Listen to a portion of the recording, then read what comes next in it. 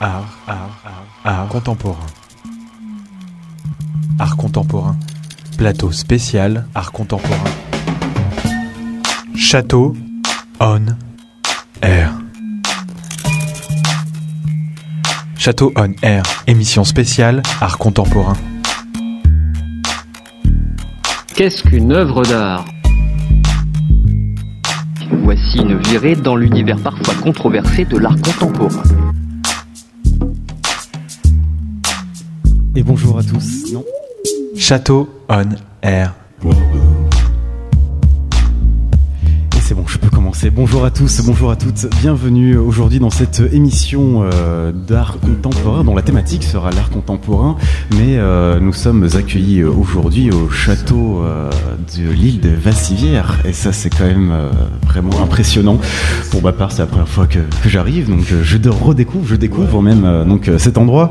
Alors cette émission sera l'occasion de parler du réseau 525 et donc de lancer également de faire un retour sur les chroniques 525. Alors qu'est-ce que c'est que cela, les chroniques 525 ou le réseau 525 de manière générale? Eh bien c'est une association qui a été créée en 2008 et qui réunit et fédère 20 structures professionnelles qui produisent, diffusent et soutiennent la création plastique contemporaine en Limousin. Et nous avons la chance aujourd'hui d'avoir à notre plateau Marianne Lanaver, qui est donc la directrice du SIAP, le Centre international d'art et du paysage. Alors bonjour à vous tout d'abord. Bonjour. Et nous sommes également accompagnés de Franck Cabandé de cultureenlimousin.fr, un site internet donc qui globalise toutes les actions culturelles de notre région. C'est ça. Bonjour. Bonjour. Alors, je suis accompagné aujourd'hui donc de mon collègue Duarte de Bob FM, moi-même Selim de Bob FM, et c'est une émission en double production avec Rodolphe de Radio Vassivière. Salut Rodolphe. Bonjour Selim, une radio en partenariat, une émission en partenariat, une émission exceptionnelle avec une avant-première ce soir, l'avant-première de la diffusion de la création sonore de Perrine Clément. Oui, tout à fait. Une création donc par ailleurs qui se nomme Un chemin possible, que nous aurons l'occasion d'entendre tout au long lors d'un moment précis de cette émission. Pardon. Alors commençons tout d'abord par la personne qui nous accueille aujourd'hui, grâce à qui on peut profiter de ce magnifique écrin qu'est le château de l'île de Vassivière. Marianne, responsable donc du SIAP de l'île de Vassivière, est-ce que vous pouvez nous rappeler d'une façon assez rapide ou pas d'ailleurs, en tout cas le SIAP de l'île de Vassivière, quelles sont vos activités, quelles sont les particularités de ce lieu et voilà une petite présentation de là où on se trouve.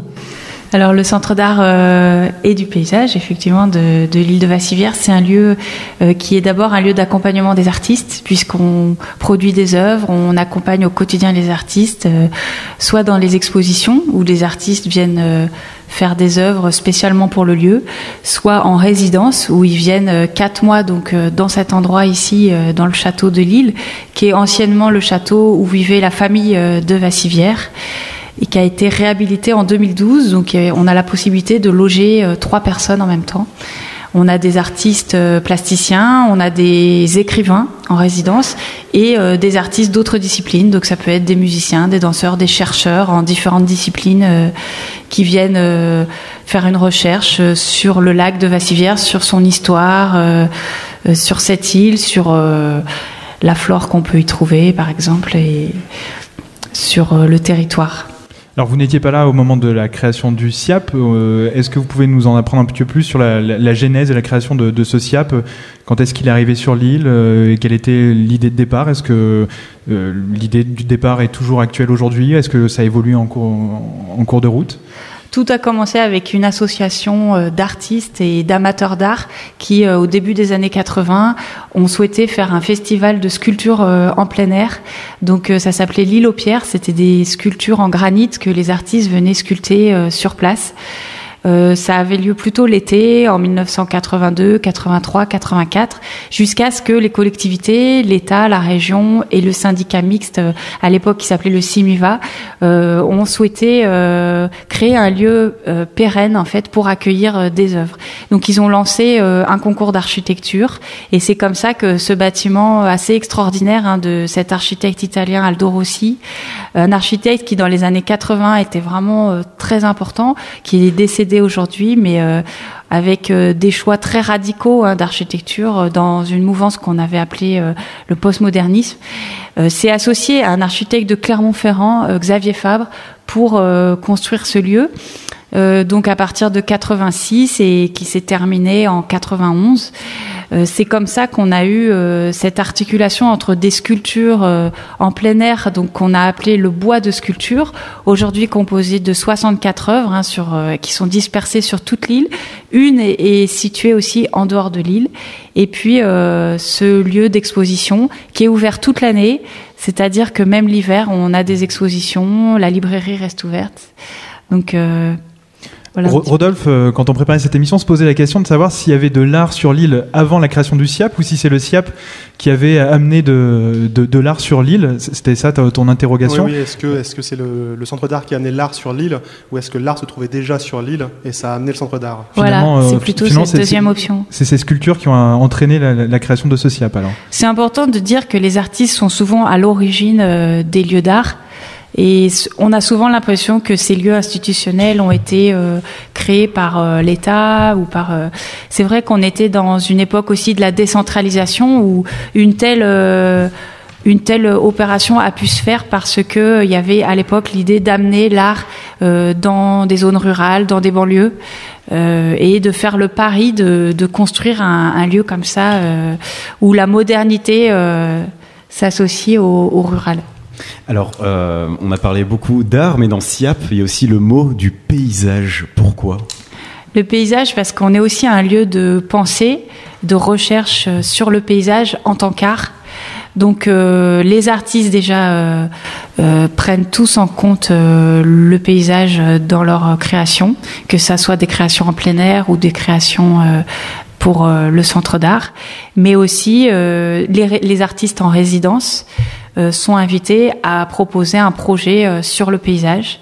Et puis tous les ans, on organise un symposium de recherche sur des questions de paysage. Donc en 2015, en septembre 2015, on aura un symposium sur les relations entre art et paysage agricole. Voilà, mais... Et le bâtiment s'inscrit parfaitement dans le paysage. Est-ce qu'on peut parler un peu du bâtiment qui est lui-même un peu quelque part une sorte d'œuvre d'art au milieu d'autres œuvres d'art ? Oui, c'est un bâtiment avec un vocabulaire maritime, alors qu'on est bien loin de la mer, puisqu'on a ce phare, on a ces ouvertures circulaires, on a cette charpente qui ressemble à une coque de bateau inversée. Également l'idée d'une source, de quelque chose qui jaillit, puisqu'il y a une source qui se trouve derrière le phare et que l'eau serait conduite par cet aqueduc, puisque ce grand navire là ressemble aussi à un aqueduc. Il a été inspiré par le pont du Gard.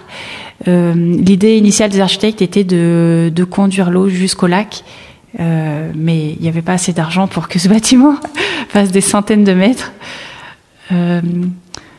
Oui, des choix très radicaux qui sont parfois difficiles aussi pour les artistes qu'on invite à exposer, puisque on n'est pas dans un white cube, ce qu'on appelle un white cube, donc des salles blanches.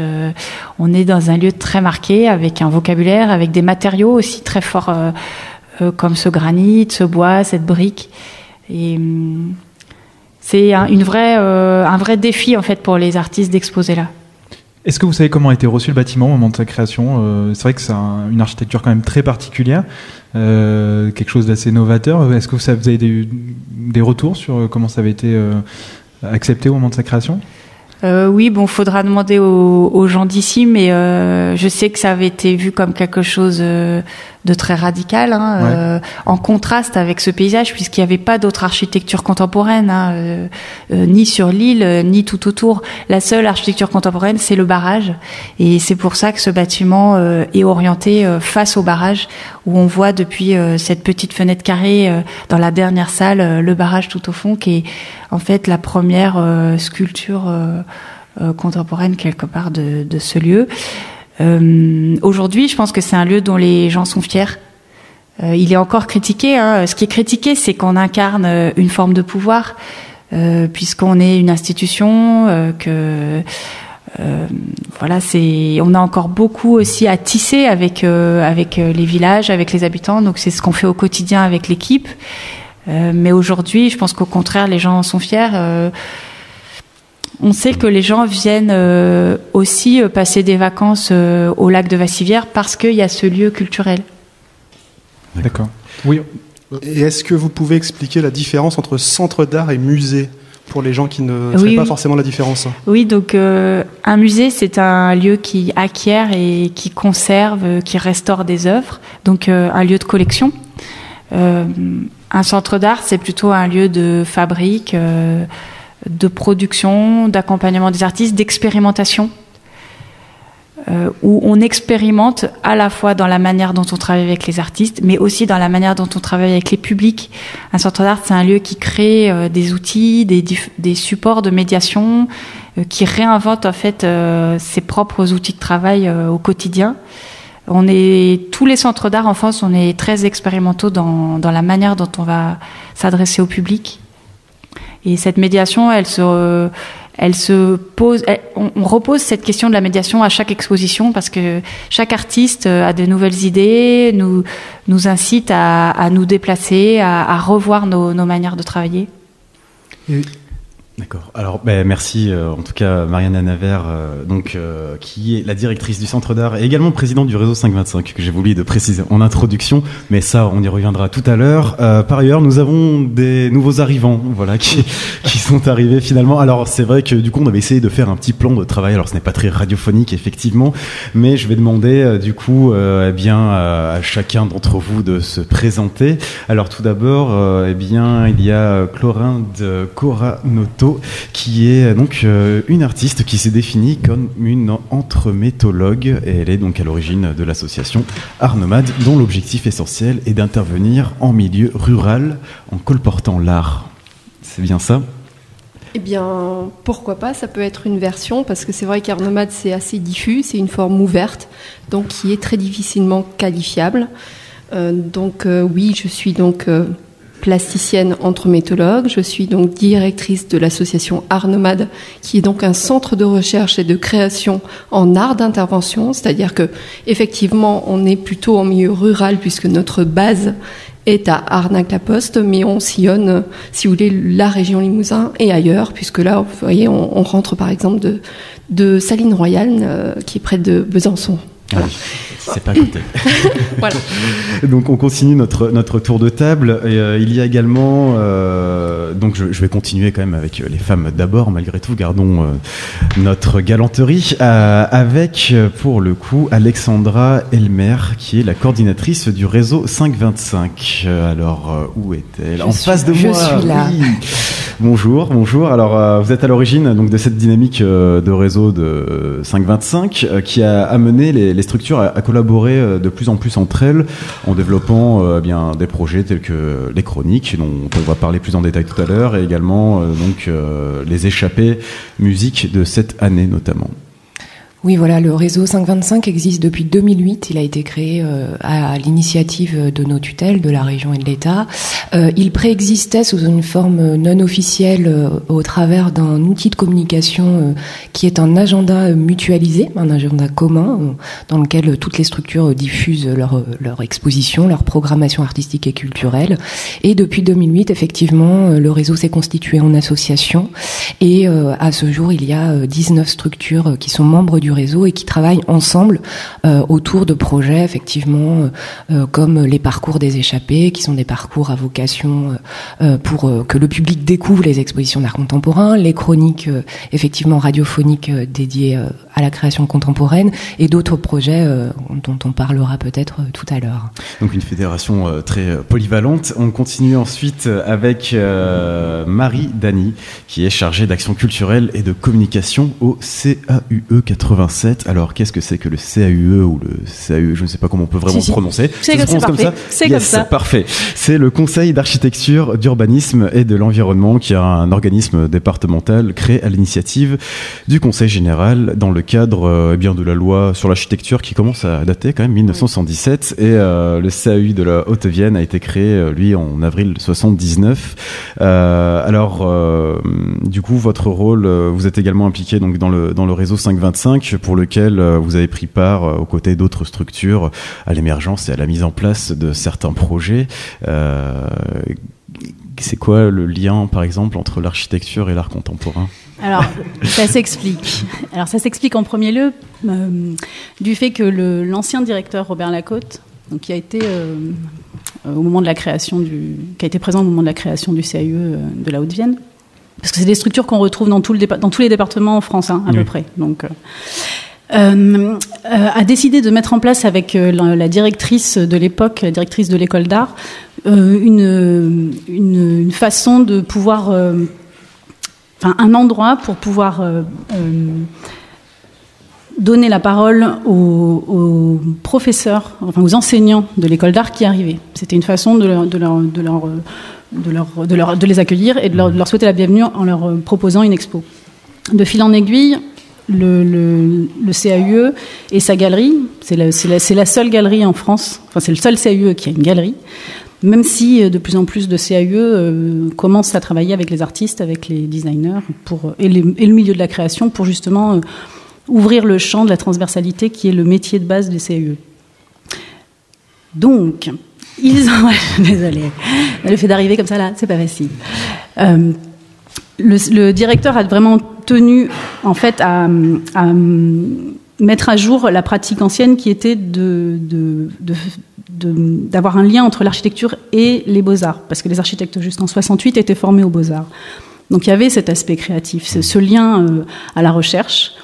Et donc pour lui, ça a été important de pouvoir le maintenir et le mettre en place. Donc nous, on a eu une programmation pendant près de 25 ans autour de la question de l'espace, de la notion de paysage, de la notion d'architecture, via les artistes, les créateurs, les designers. D'accord. Très bien, très bien. Et puis, pour terminer la présentation, parce qu'on a parlé de Franck Cabandet tout à l'heure, nous allons maintenant nous tourner vers Olivier Baudet, qui est chargé des publics de l'Artothèque du Limousin. Alors, l'Artothèque, avant de vous présenter vous plus en détail, l'Artothèque, c'est donc la possibilité, en quelque sorte, une bibliothèque d'œuvres d'art, c'est-à-dire que l'on peut emprunter des œuvres d'art comme on peut emprunter des livres dans une bibliothèque. Donc, l'Artothèque du Limousin existe depuis 1986 et peut permettre à chaque habitant du Limousin, quel qu'il soit ou qu'il se trouve, de rencontrer durablement les démarches artistiques contemporaines. Alors, vous avez contribué également donc dans le réseau 525, comme tout le monde autour de cette table, et notamment à travers les échappées musique également. Ou alors je me suis trompé dans mes fiches. C'est peut-être ça. C'est peut-être ça, oui. Voilà. Bon, je vais vous laisser la parole. Peut-être que vous présenterez beaucoup mieux que moi pour le coup. Bonsoir. Non, merci pour cette présentation, en tout cas de l'Artothèque, qui est assez complète.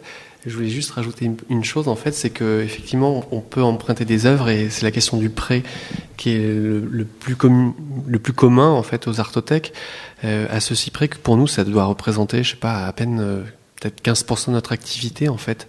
Et pour le définir, je dirais que c'est surtout une collection d'œuvres en 2 dimensions, donc pas d'installation ni vidéo, mais finalement pour des questions de régie, parce que notre idée, c'est que les gens puissent s'emparer très très vite de cette collection, et que finalement, s'il n'y a pas de régie, vous pouvez vous-même accrocher votre œuvre au mur, ça facilite les choses. Et en fait, cette collection-là, on la diffuse partout sur le territoire de la région Limousin.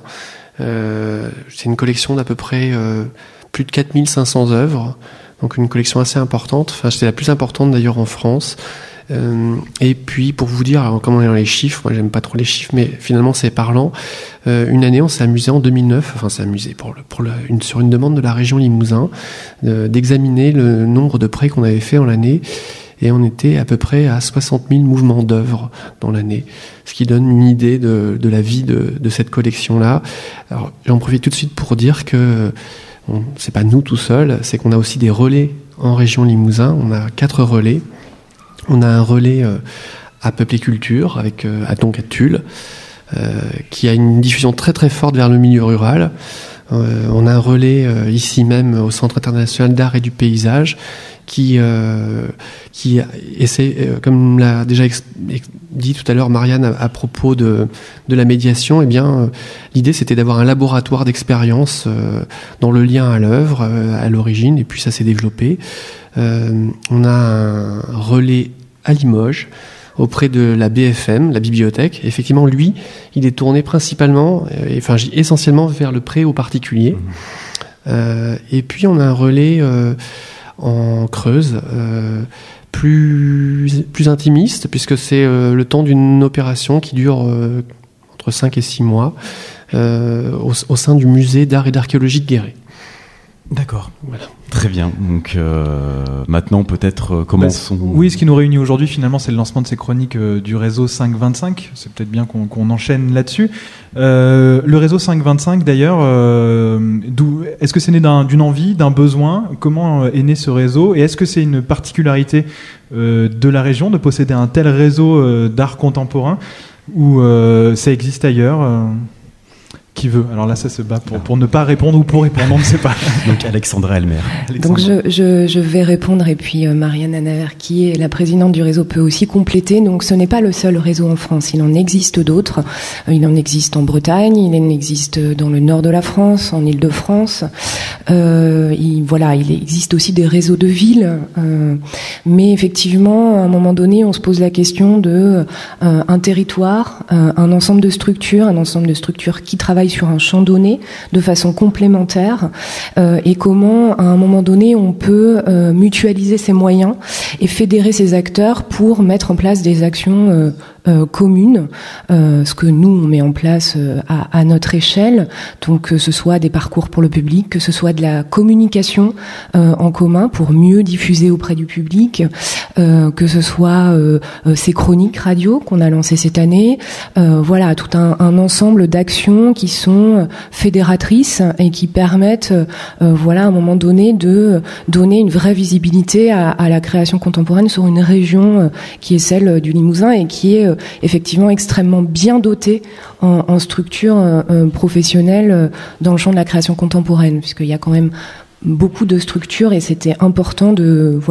fédérer ces acteurs autour d'une entité commune, même si toutes ces structures ont leur propre mission, leur singularité d'action, et ça elles le gardent dans leurs actions, dans leur structure, mais elles se retrouvent sur des choses communes, dans des actions communes. Qu'est-ce qui a provoqué la création de ce réseau en 2008 ? Alors, comme je le disais tout à l'heure en introduction, le réseau existait de façon non officielle au travers d'un agenda qui était édité déjà depuis 1999. Donc, les structures travaillaient déjà ensemble pour cette action de mutualisation de communication, c'est-à-dire, on sort un agenda 3 fois par an qui rassemble l'intégralité des programmations artistiques et culturelles. Et donc, en 2008, avec l'aide de la région et de la DRAC, s'est constituée de façon plus officielle cette association pour vraiment développer des actions qui aillent plus loin que des actions de communication.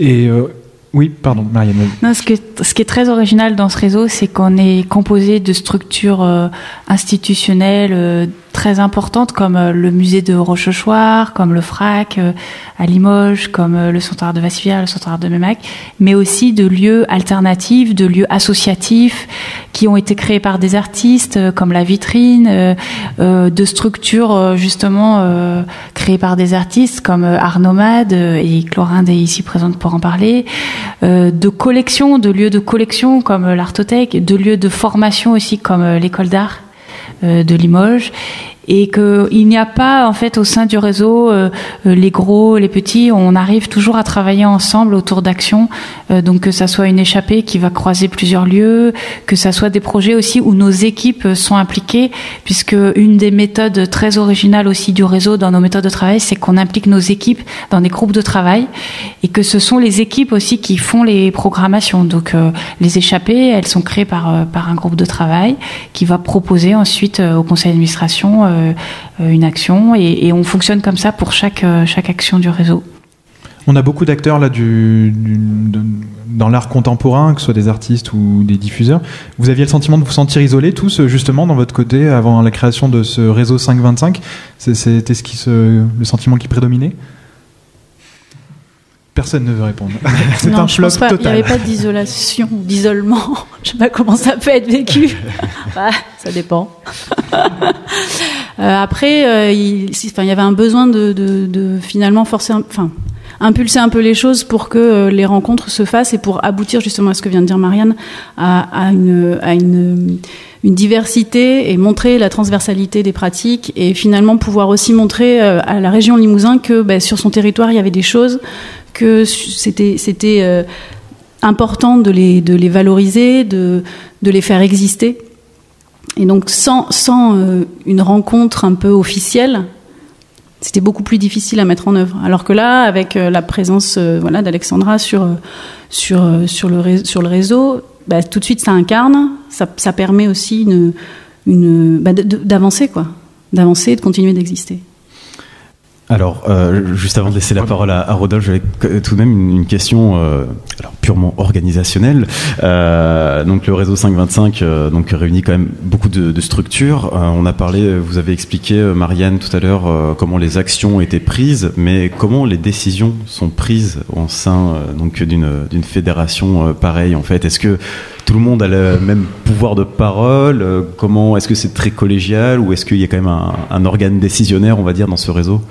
C'est trop collégial. C'est une association loi 1901 avec un conseil d'administration, une assemblée générale et les gens se proposent d'être élus et ensuite les personnes se proposent pour être dans des groupes de travail. Mais au-delà du prisme associatif effectivement qu'on connaît, est-ce qu'il n'y a pas quand même certaines structures qui prédominent peut-être de par leur ancienneté ou de par leur contenu ? Non, c'est peut-être sur le bon vouloir de chacun, le temps que chacun peut consacrer au réseau. C'est en ça qu'il y a vraiment une forme de mutualisation. Oui. Du coup. Non mais oui d'accord. Non mais c'est que c'était une question. Rodolphe. Et est-ce que c'est juste une mutualisation de moyens ou est-ce que vous avez aussi des thématiques communes ?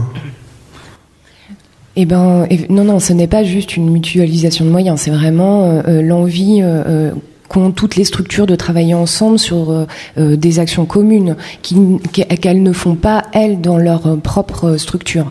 Donc effectivement, le fait d'avoir organisé des échappées, des parcours pour le public, ça, tout le monde s'est retrouvé autour de cette action-là.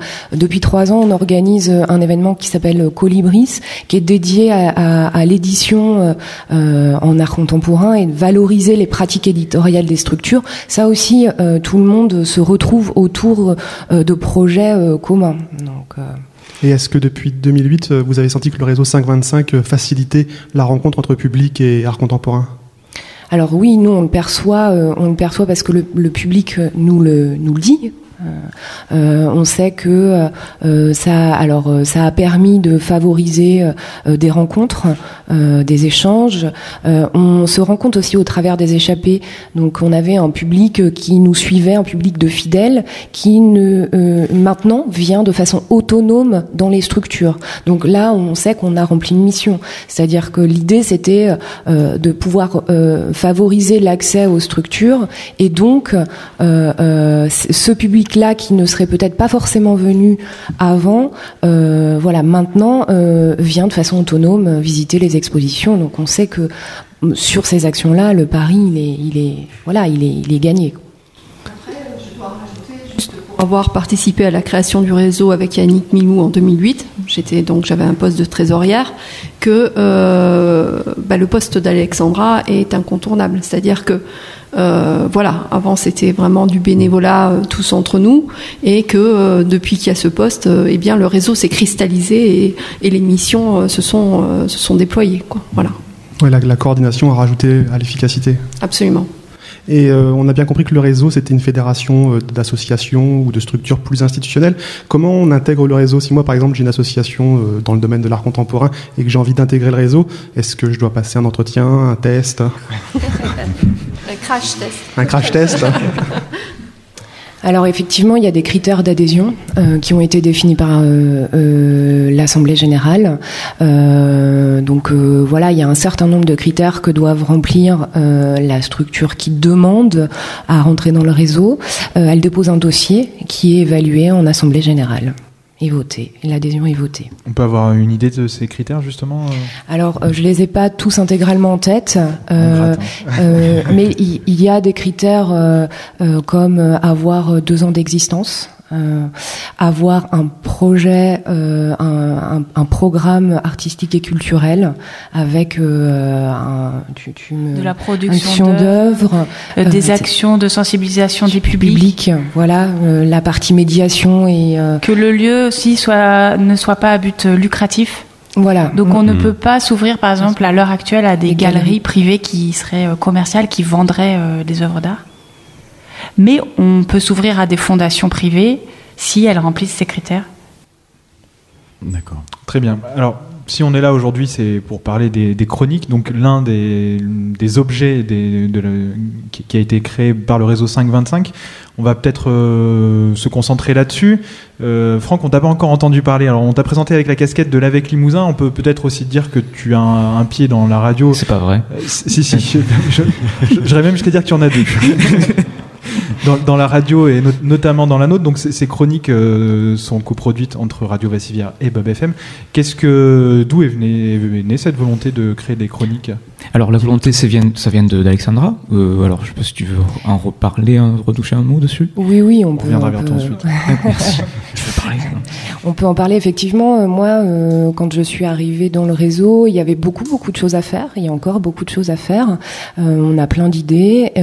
Donc on a des actions de communication qui sont plutôt des actions de communication sur le papier. Enfin, voilà, un agenda qu'on sort 3 fois par an. Mais il me semblait intéressant essayer de développer la communication du réseau et de passer par d'autres supports. La radio fait partie des médias qui peuvent effectivement être intéressants dans le cadre de l'art contemporain et donc sachant qu'il y a des radios associatives sur le territoire, l'idée a émergé de cette façon autour de discussions avec les membres du réseau, avec Bob FM, avec Radio Vassivière sur cette question, est-ce qu'on peut pas effectivement essayer de créer des chroniques, alors qu'ils soient des chroniques pas trop longues, qui puissent effectivement être diffusées plusieurs fois dans le mois, sur les 2 radios, et puis voilà, on s'est lancé comme ça. Alors comment a reçu ce projet les différentes radios? Alors ma casquette culturelimousin.fr, c'est vrai que là on a eu des échanges en premier avec Alexandra et puis après Bob FM et Radio Vassivière. En fait, le projet, Culture Limousin, on est là en support de promotion de ce média-là.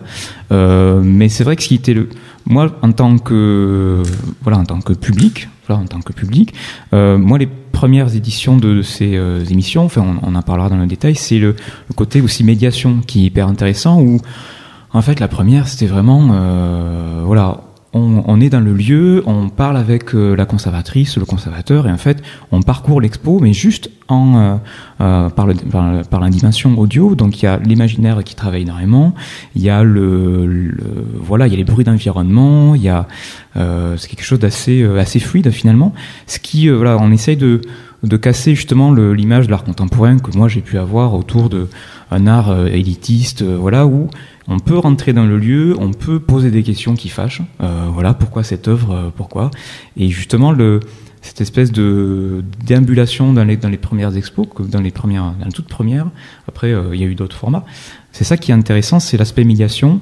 On entre dans le lieu par l'imaginaire, par l'audio, et c'est vrai que pour nous, Culture Limousin, c'est une initiative qui nous a vraiment emballé, parce que aussi nous, on est déjà convaincus par le côté on essaye de faire entrer par le web, donc par le texte, mais aussi par l'audio, par la vidéo, essayer que les publics s'approprient différemment les initiatives culturelles en Limousin. Mais alors, Franck Cabandé, Culture en Limousin, oui. C'est un média web. Oui. Voilà, il faut le préciser. Et donc, est-ce que à travers donc c'est principalement un agenda, c'est un agenda culturel sur l'ensemble du territoire. Voilà. Et est-ce que du coup le fait d'intégrer donc des événements inhérents à 525, cela a vraiment apporté une démocratisation?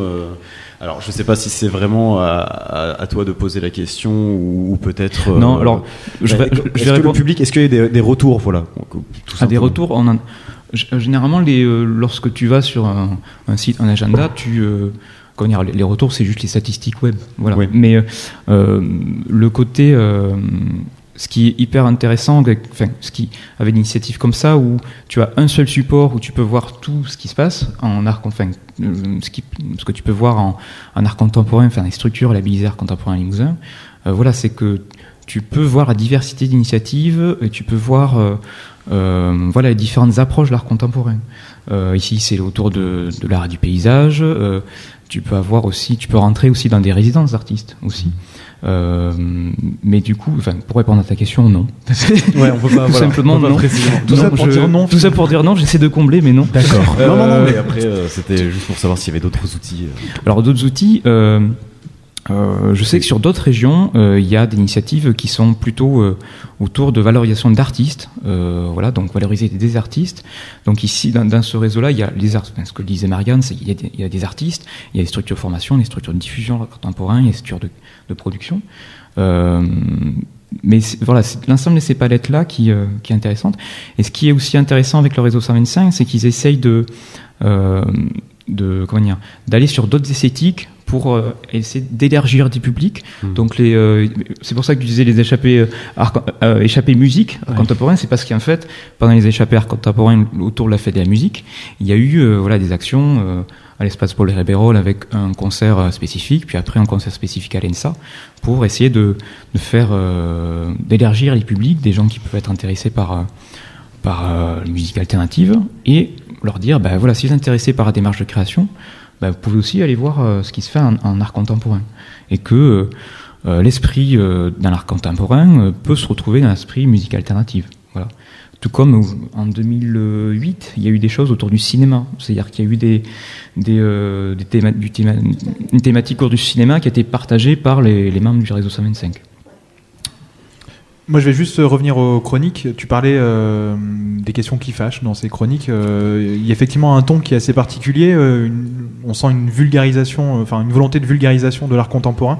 Ça faisait partie du cahier des charges, ça, au moment de créer ces chroniques ? L'idée, c'était de laisser libre choix aux structures d'aborder ces chroniques. On voulait pas mettre un cadre et un cahier des charges. C'était vraiment important. On est dans la création contemporaine. On peut aussi choisir justement de faire une création radiophonique comme a pu le faire Vassivière et qu'on va entendre bientôt. Donc il n'y avait pas un cahier des charges spécifique. Je pense que quand vous parlez de vulgarisation, c'est qu'elle vient assez naturellement, c'est-à-dire que les chroniques qui ont déjà pu être diffusées depuis le mois de mai, c'est vraiment une balade dans les expositions, avec effectivement un regard sur le travail qui est présenté, le travail artistique qui est présenté. Et en fait, ça se passe assez souvent comme ça quand on va voir une exposition et qu'on a une visite commentée. Finalement, c'est une découverte, une rencontre avec un artiste, une œuvre, et voilà. Nous, l'important pour nous quand on a pensé ces chroniques, c'est de dire aux structures, on vous propose de faire des chroniques radio, on vous laisse, ce sera à peu près un quart d'heure, 20 minutes. Vous avez absolument le choix du format Donc effectivement, ce qu'on a pu entendre, c'était la plupart du temps des interviews et des visites commentées d'exposition. La prochaine chronique sera celle du Centre d'art de Vassivière, qui est une création sonore. Il y a aussi des structures qui sont en train de penser à d'autres formes de chroniques. Donc voilà, il y a quand même une liberté et pas de cahier des charges. Peut-être temps justement de découvrir la création qui a été. Parle de création sonore, je pense que c'est le moment idéal. C'est donc Perrine Clément qui a fait cette création et c'est en avant-première que nous les comptons ici d'ailleurs. Exactement. Il faut le souligner. C'est surtout émanant d'une demande et d'une commande du SIAP. Peut-être avant de l'écouter, on va s'intéresser à pourquoi Perrine Clément et voilà la naissance de. Si cet artiste a été choisi, j'imagine que c'est pas au hasard en tout cas. Alors Perrine Clément, c'est une toute jeune artiste qui a été diplômée des Beaux-Arts d'Angers. Elle a fait sa dernière année à Angers et elle a dû faire un stage. Elle s'est retrouvée en stage au Centre d'Art. Elle nous a demandé de faire un stage. Nous, on accueille des stagiaires, l'été notamment ici. Il s'est trouvé qu'elle avait comme professeur Philippe Langlois, qui avait contribué aux ateliers de création radiophonique sur France Culture et qui avait été en résidence à La Pommerie. Donc La Pommerie, c'est un lieu qui fait partie du réseau 525, qui est à Saint-Sétier, en Corrèze, et ça faisait... en fait, c'est un lieu qui contribue aussi à développer toutes ces relations entre l'art contemporain et les arts du son. Donc, c'est une artiste qui se situe dans les arts du son. C'est-à-dire qu'elle n'est pas musicienne pour autant, mais son matériau, c'est du son. Et c'est comme ça qu'on a pensé à elle pour cette première émission. Avant de la découvrir, est-ce que des gens l'ont déjà entendu, cette création sonore, ici autour de la table ? Non ? Ce sera une découverte pour tout le monde ? Bon, eh bien, je vous propose d'y aller alors. Un chemin possible de Perrine Clément.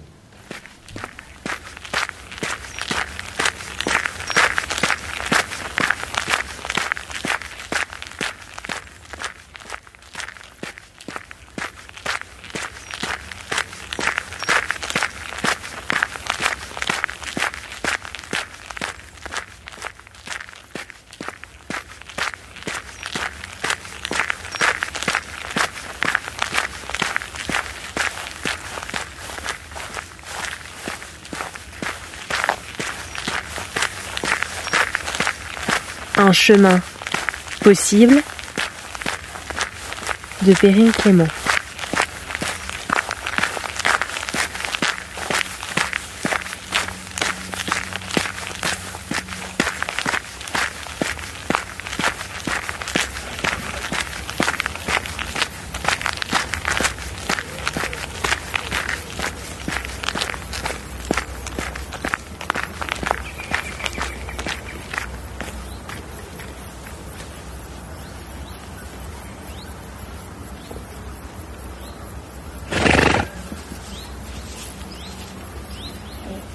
Travailler sur une île, c'est évidemment travailler avec tout un imaginaire qui est associé à l'île. En même temps, un territoire qui a été construit par l'homme.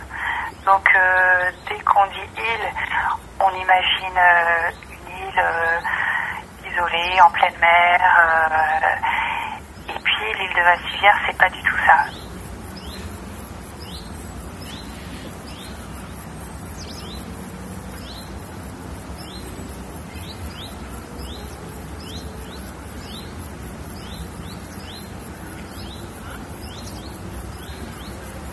Les artistes vont vraiment adapter leur travail au lieu, à la fois à l'architecture, qui est très spécifique, d'Aldo Rossi et de Xavier Fabre, qui est une architecture postmoderne des années 80.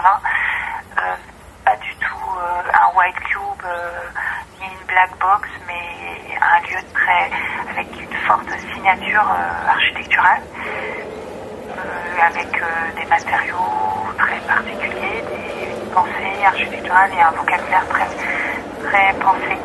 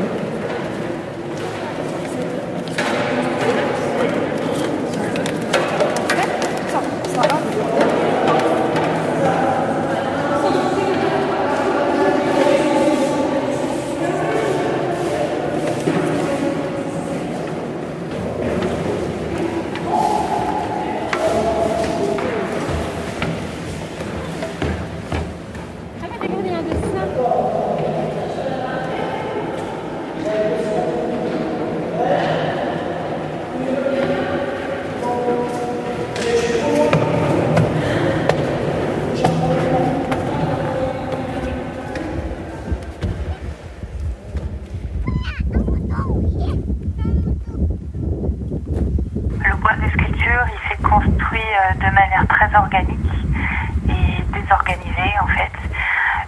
Donc depuis les années 83-84,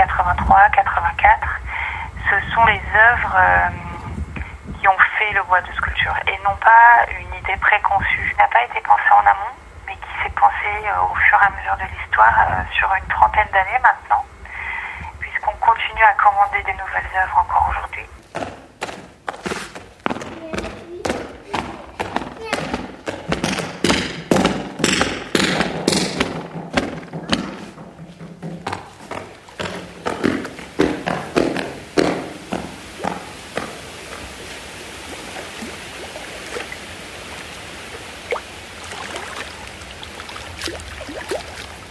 Avec des œuvres qui ont été pensées par les artistes en fonction du contexte, très spécifiques. La plupart des œuvres, enfin vraiment les 3 quarts, même 80% ont été faites sur place pour ce lieu. Elles ne pourraient pas exister dans un autre endroit. Et les matériaux sont très divers, depuis le granit avec les premiers symposiums l'île aux pierres dans les années 80 jusqu'à aujourd'hui.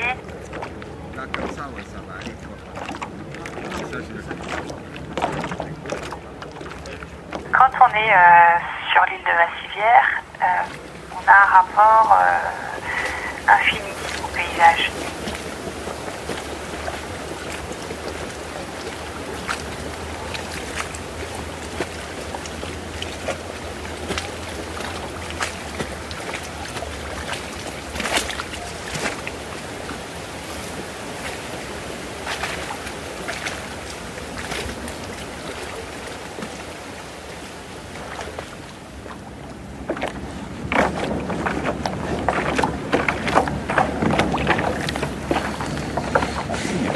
Avec la généreuse participation du Centre international d'art et du paysage de l'île de Vassivière. Stéphane Cambou, Mike Abbott, Georges Otavi, Adélaïde Laofi-Boucher, Marion Clément, les promeneurs de l'île de Vassivière et avec la voix de Marianne Lanavert, la directrice du Centre d'art. Prise de son, montage, mixage, le SIAP et Perrine Clément. Réalisation, Perrine Clément. Au revoir.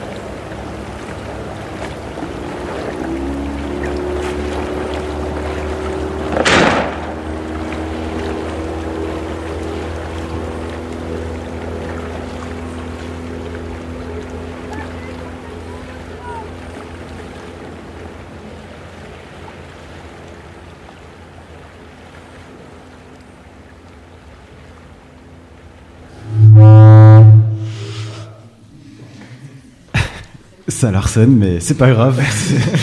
On est de retour en tout cas sur notre plateau, donc au château du lac de Vassivière, Château On Air, une émission spéciale même, qui parle donc du réseau 525 et plus précisément des chroniques 525. Là, ce que l'on vient d'écouter, eh bien c'est Un chemin possible, l'œuvre sonore, la création sonore de Perrine Clément. On a pu d'ailleurs entendre la voix d'une de nos invitées, donc Marianne Lanavert. Je rappelle le nom des autres invités: Olivier Baudet, qui est donc chargé de public de l'Artothèque du Limousin, Franck Cabandé de Culture en Limousin.fr, Clorinde Coranoto, qui est une artiste et qui se définit comme entremétologue, mais qui est donc également à l'origine de l'association Art Nomade, Marie Dany, qui est chargée d'action culturelle et de communication au CAUE 87, et puis pour terminer, eh bien je vous ai présenté tout à l'heure Marianne et Alexandra, je vous ai oublié, je crois.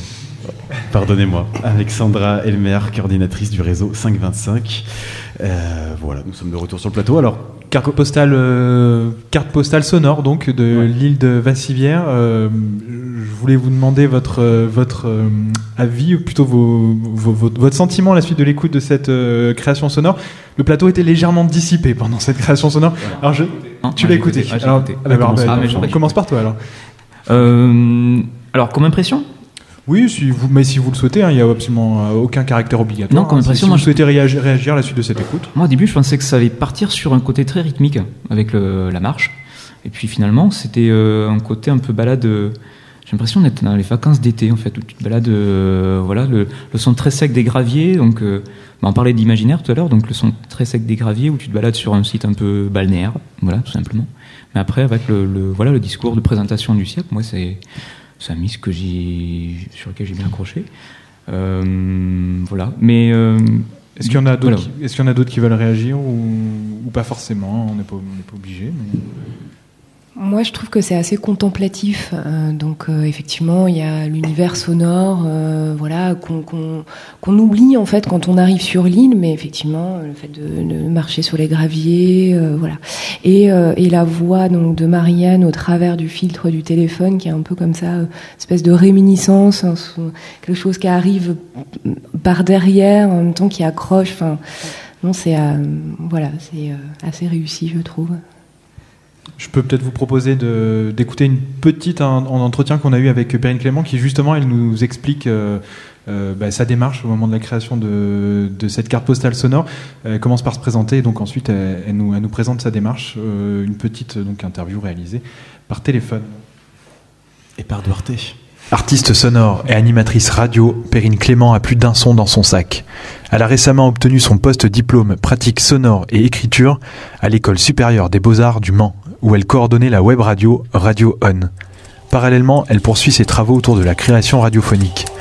Le SIAP de l'île de Vassivière lui a commandé une carte postale sonore. Un chemin possible nous plonge dans le paysage si particulier qui entoure le centre d'art. Rencontre avec l'artiste.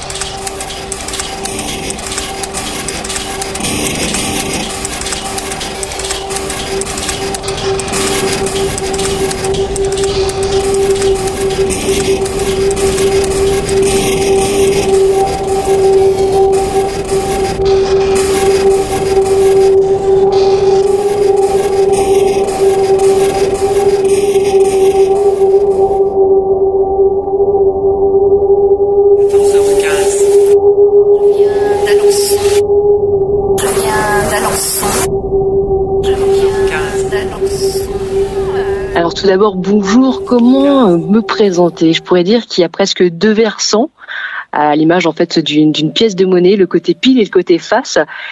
Alors c'est pas du tout à dissocier, hein, au contraire, hein, les choses s'associent, ils se croisent. Alors et donc il y a en effet, j'ai eu un parcours l'école des Beaux-Arts du Mans que j'ai fait jusqu'au post-diplôme pratique sonore et écriture qui s'est terminé en juin 2014.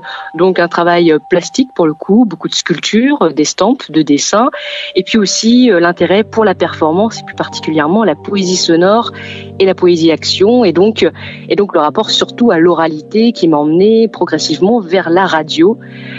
Puisqu'actuellement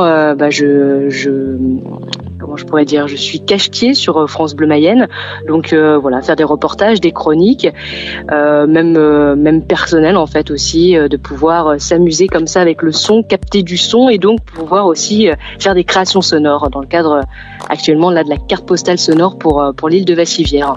Alors c'est venu d'un workshop qui a eu lieu en deuxième année quand j'étais à l'école des Beaux-Arts du Mans, donc en 2010, un workshop qui durait un mois qui s'intitulait Le Souffle.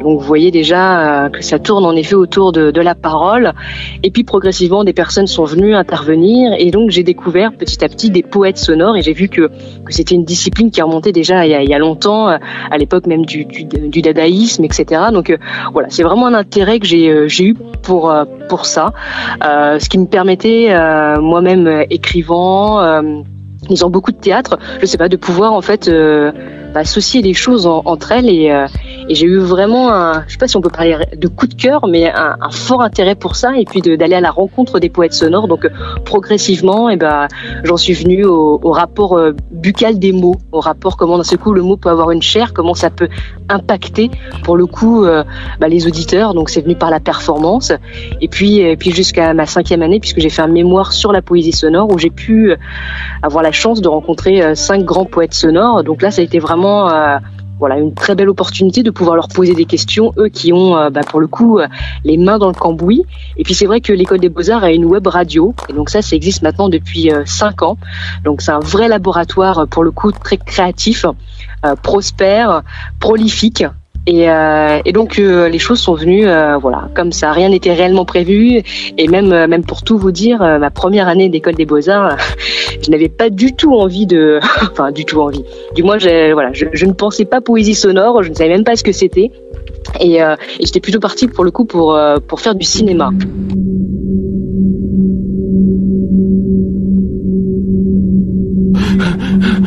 Oh merde putain, j'ai raté mon train. Oh merde putain, j'ai raté mon train.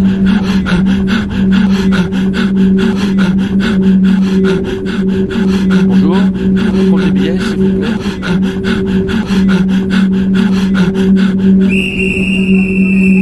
Moi je connais le Centre d'Art puisque je suis venue il y a 1 an en tant que stagiaire. Pour le coup, je suis restée 4 mois sur l'île et donc découverte à la fois du territoire, découverte de cette île, de ce centre d'art, même si il est vraiment très bien connu et reconnu auprès, par exemple, de mes professeurs, auprès même d'autres personnes.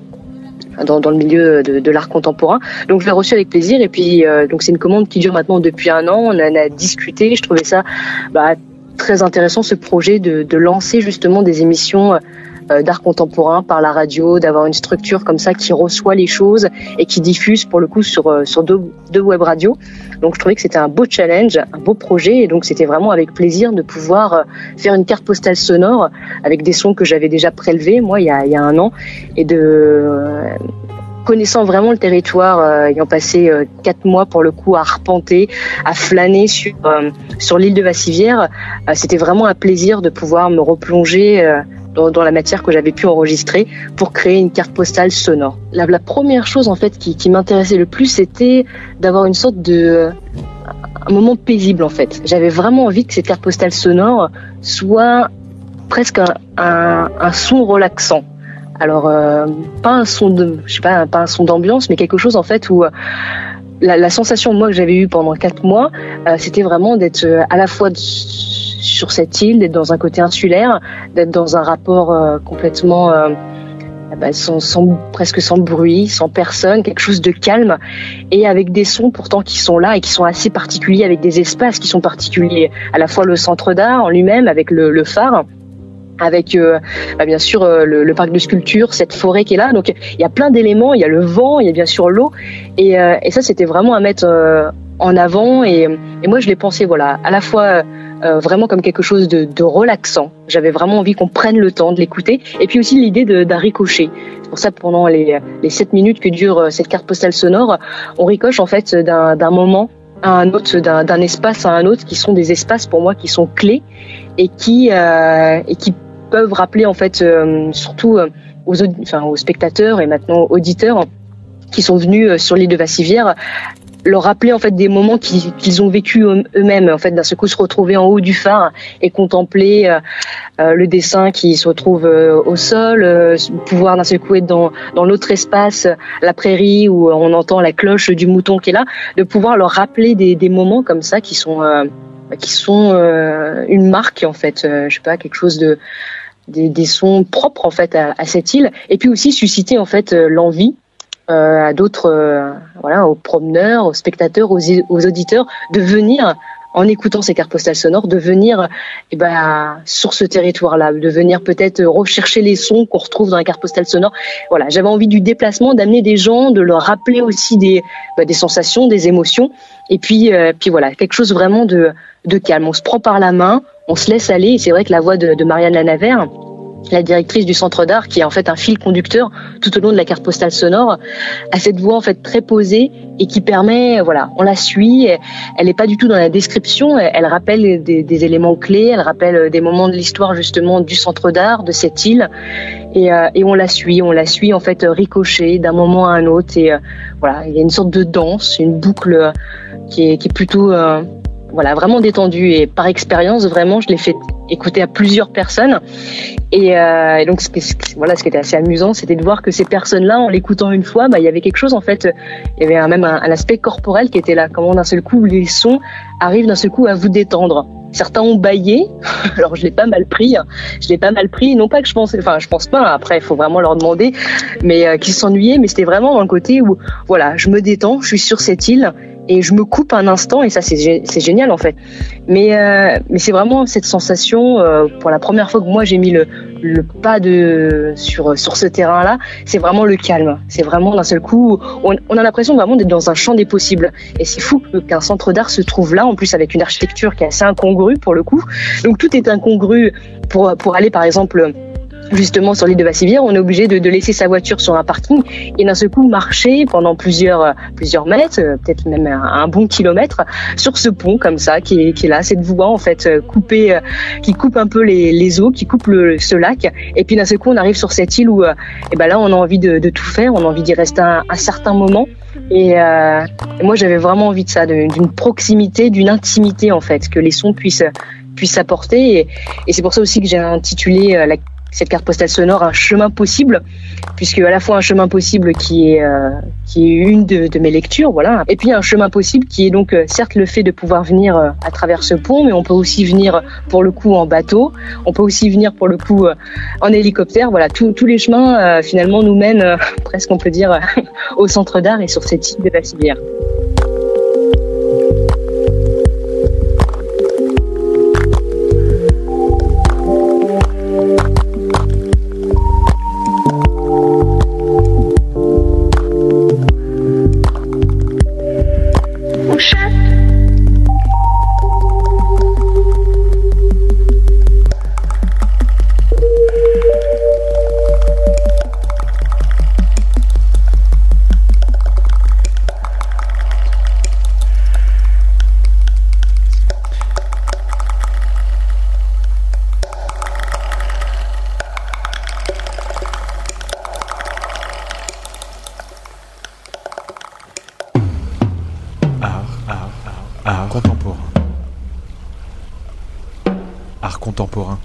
Plateau spécial art contemporain. Château on Air, émission spéciale art contemporain.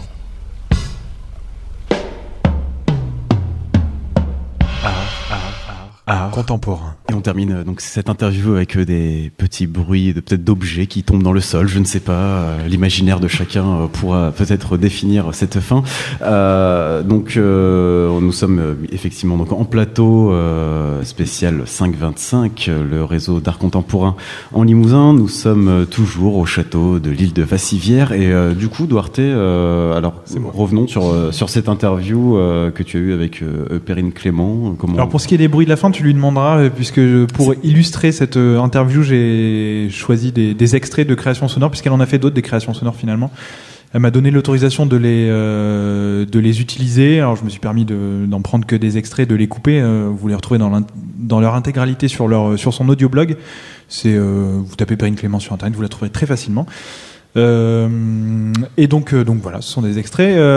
Tu parlais de Franck, pardon.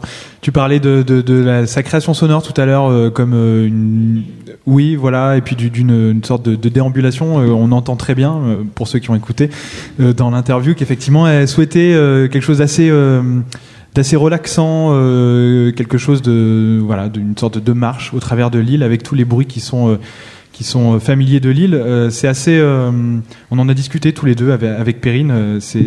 J'ai trouvé ça assez marrant qu'elle s'intéresse autant aux éléments naturels. On a pu entendre les bruits de pas, donc la terre, le vent, l'eau par exemple. On a donc déjà 3 éléments pour illustrer aussi un centre d'art qui finalement lui met en exergue et montre des créations qui sont plutôt humaines, et donc de mettre côte à côte, de juxtaposer finalement des éléments naturels avec un musée qui lui expose des éléments de la création humaine. Je trouvais ça assez marrant, voilà, tout simplement. Moi, c'était mon ressenti, en tout cas. Je me permets de le donner un petit peu plus tard. En termes de ressenti, juste, moi, ça me fait beaucoup penser aussi il y a des artistes sonores aussi qui sont passés par le Limousin aussi. Je sais pas, tout le monde connaît Cédric Perronnet ou je vais y arriver. Pierre Redon, merci, excusez-moi. Et en fait, juste pour finir, c'est vrai qu'on parlait de la Pommerie aussi. La Pommerie a fait pendant quelques années des concerts d'écologie sonore, voilà, donc avec Cédric Perronnet. Donc c'est en fait, moi, l'art audio, en fait, je sais pas, l'art sonore, pardon.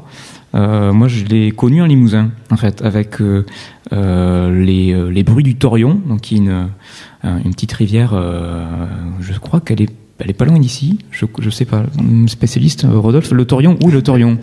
Est-ce que c'est loin d'ici? Non, le Torion, ça doit être du côté de Pontarion. D'accord, donc c'est pas du tout par là. Pontarion. Mais, en tout cas, il y avait un côté, juste en termes de ressenti, on parlait de rythmique, on pouvait avoir de la musique sonore avec de la rythmique, avec de la puissance, avec des niveaux hyper impressionnants. Et j'ai, comment dire, juste en termes de ressenti, je pense que les éléments sonores peuvent vraiment être perçus comme de la musique et avoir un côté très comment dire, oppressant, comme tu peux avoir sur d'autres styles de musique.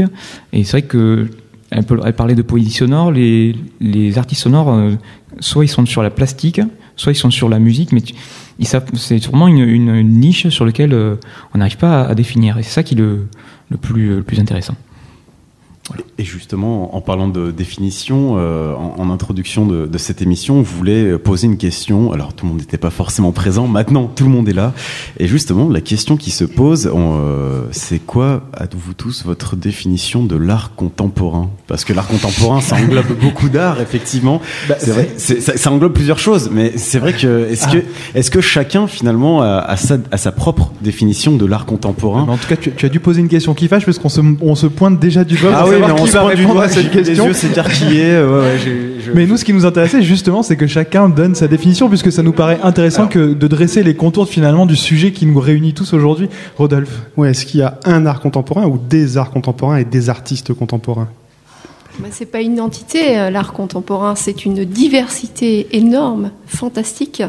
Donc il y a plein de formes possibles, plein d'artistes. Pour moi, l'art contemporain, c'est quelque chose qui nourrit.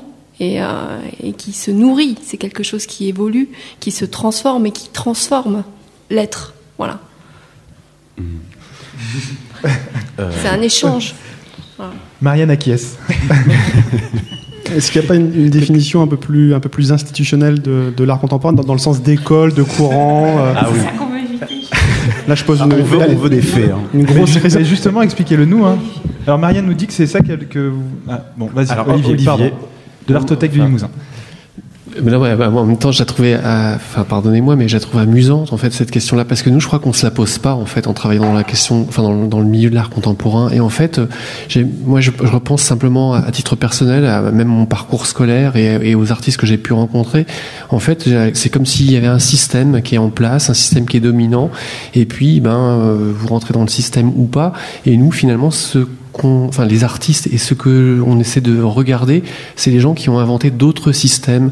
Et ces systèmes, ils existent avec le système dominant. Et en fait, cette cohabitation, elle nous intéresse. Et puis nous, ce qu'on aime voir, finalement, c'est de découvrir des gens qui ont des regards complètement nouveaux et qui finalement montre qu'il y a des alternatives. Enfin voilà, et du coup, vous voyez, quand je dis ça, cette alternative, c'est, je pense qu'elle a une valeur à la fois micro, on peut être dans le banal, dans l'ordinaire, mais en même temps, ça peut avoir une valeur très politique aussi. Donc voilà. Donc nous, on est plutôt si il fallait définir l'art contemporain, moi je dirais que c'est justement ce qui va être en dehors de la définition, quoi, ou en tout cas ce qui y échappe, quoi. Ça n'engage que moi. Marianne, Alexandra. Moi, j'ai absolument rien à rajouter à ce qui vient d'être dit. Je trouve que c'est tout à fait juste. Voilà, je trouve. Voilà, pour moi, c'est exactement ça. Alors, je vais peut-être poser la question différemment. Alors, il y a des artistes contemporains dans le sens où ils produisent une œuvre actuelle qui ne se reconnaissent pas comme étant des artistes faisant partie du courant de l'art contemporain. Donc, comment on décide qu'un artiste fait de l'art contemporain? Est-ce que c'est lui qui l'affirme? Est-ce que c'est des centres d'art qui le décrètent? Comment on décide? Mais c'est pas un courant. C'est ça le truc. Donc, ils peuvent se définir comme ils le veulent. C'est pas un courant, l'art contemporain. Faut arrêter de penser que c'est un courant. Mais alors pourquoi du coup le réseau 525 se définit comme un réseau d'art contemporain? Parce qu'on est, ce que disaient Clorinde et Olivier, on est sur ces questions-là, et donc du coup, on est vous et moi, on est contemporains. Oui, mais vous pouvez comprendre tout de même qu'il y a une recherche des gens.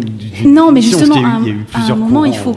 Mais oui, mais alors les courants se définissent pas comme étant art contemporain. Ils se définissent comme étant... alors là, tout de suite, j'ai pas d'idée. Marianne, aide-moi. Cubisme, voilà, oui. Non, mais voilà, justement, là, un courant contemporain actuellement, d'aujourd'hui, là, tout de suite, j'ai pas. D'accord. Mais faut arrêter de penser, voilà, que l'art contemporain est un courant. Ça n'en est pas un. D'accord, mais réponse très claire. Marie Dany, alors. Là, je pense que les auditeurs ont compris. Non, mais je pense que si on se posait la question, c'est qu'on ne doit pas être finalement les seuls à se la poser cette question. Mais parce qu'il y a toujours l'élitisme, la pensée que voilà, l'art, que. Mais oui, voilà, il y a toujours c'est biaisé. C'était celle-là justement. Est-ce que vous pensez que, est-ce que le public a cette idée de l'art contemporain? Il faut demander au public là. Ah ouais, c'est vrai.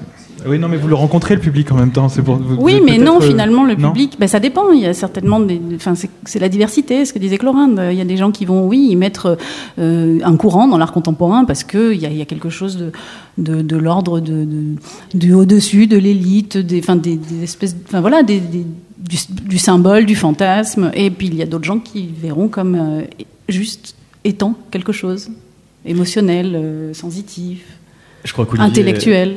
Olivier Baudet avait peut-être un début de réponse, je ne sais pas, je me trompe peut-être. Qui m'a un peu échappé là depuis, mais...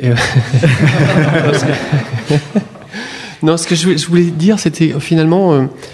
je vous le dis tout de suite, je ne vais pas vous apporter une réponse, mais en fait, des choses qui nous préoccupent, nous, au sein du réseau, et notamment en essayant...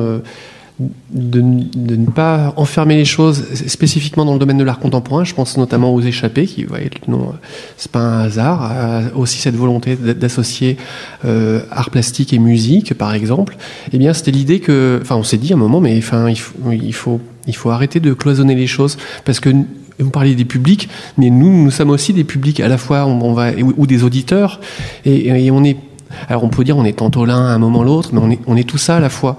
Et ce qu'on s'est dit finalement, c'est que cette recherche de définition, elle viendrait borner des choses là où justement aujourd'hui les gens dans leur comportement, dans leurs attitudes, décloisonnent complètement.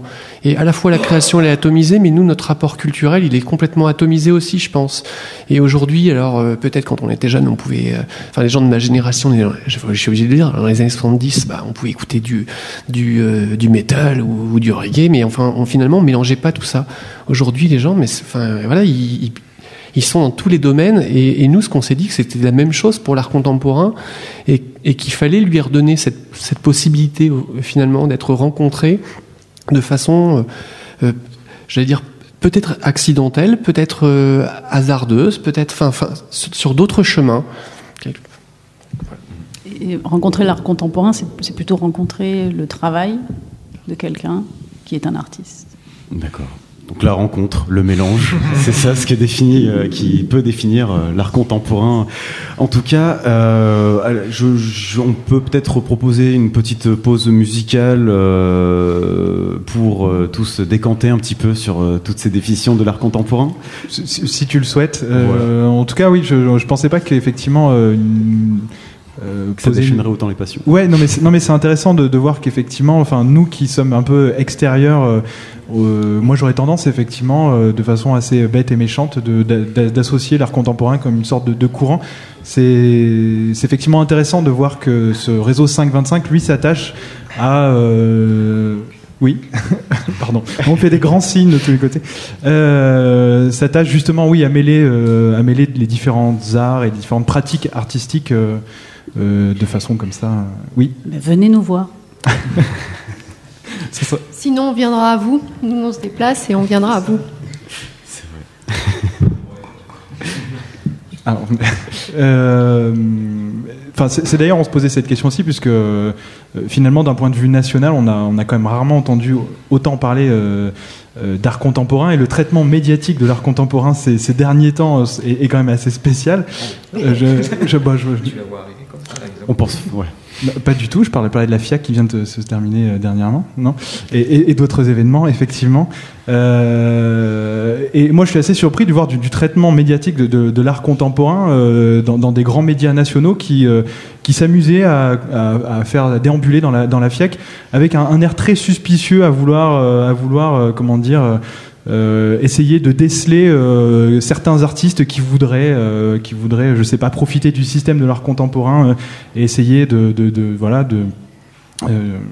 je sais pas comment le dire, mais oui, de se montrer comme artiste contemporain peut-être. Voilà, moi je suis assez frappé de ce traitement de médiatique de l'art contemporain, si ce n'est dans des émissions de niche très spécialisées. J'ai l'impression que le traitement médiatique de l'art contemporain est quand même assez galvaudé. Enfin, je sais pas ce que vous en pensez. Moi, ça me fait penser à une réflexion de Paul Ardenne, qui est donc historien de l'art et qui est venu donc à l'ENSA, parce que je suis aussi enseignante à l'ENSA Limoges, pour faire une conférence, enfin plutôt qui a glissé sur une performance justement, sur Art Nomade et sur mon travail, et qui disait qu'il parlait justement des artistes d'accompagnement, comme Koons, enfin plein d'artistes comme ça, et finalement ce qu'il disait, Paul Ardenne, ce qui l'intéressait, c'était la question de l'expérience. Voilà, que maintenant en art contemporain, ce qui compte pour lui, c'est de vivre qui est la question de l'expérience, c'est quelque chose comme ça qui se produise. Et c'est vrai qu'il peut y avoir une certaine, je sais pas ce que t'en penses, Marianne. Rien. En tout cas, elle est dubitative. Non, mais tu me surprends. C'est ça, c'est la surprise. Oui, parce que c'est du sensible. Oui. Voilà, mais je pense, par rapport à la FIAC, je pense que les gens aussi associent art contemporain au marché de l'art. Donc Olivier parlait d'un modèle dominant, mais c'est vrai qu'il y a un marché pour ça. Nous, dans les structures de 5-25, on est des structures sans but lucratif et surtout en direction des publics. Donc on essaye d'être indépendant du marché, et comme chacun de vous le savez, c'est difficile d'être totalement indépendant, puisqu'on appartient à un écosystème. Peut-être c'est intéressant de passer sur l'interview que tu as réalisée, Rodolphe, avant de faire une pause musicale, puisque vous avez quelques échanges justement au sujet de la création artistique, me semble-t-il. Est-ce que tu peux juste nous présenter Pomme Boucher avant qu'on diffuse l'interview, à moins que ce soit le cas dans l'interview, je ne l'ai pas écouté. Non, Pomme Boucher qui n'est pas là ce soir et qui aurait eu beaucoup de choses à dire, c'est dommage qu'elle ne soit pas présente avec nous. Elle est fondatrice et chargée du développement de l'association Quartier Rouge. Elle a fait partie d'Apple Boom. L'association Quartier Rouge est basée à Felletin. On parle de beaucoup de choses dans l'entretien. On va d'abord l'écouter nous présenter l'association Quartier Rouge. Alors l'association Quartier Rouge a été fondée en 2006 à Felletin avec une dizaine d'autres personnes qui sont, certains sont artistes, d'autres sont artisans, d'autres sont des personnes qui en tout cas avaient envie de participer au développement culturel de ce territoire. Et donc ce qui nous intéressait, c'était de pouvoir travailler aussi avec toutes les compétences locales, les savoir-faire, artisanaux aussi, et pouvoir travailler aussi avec les habitants.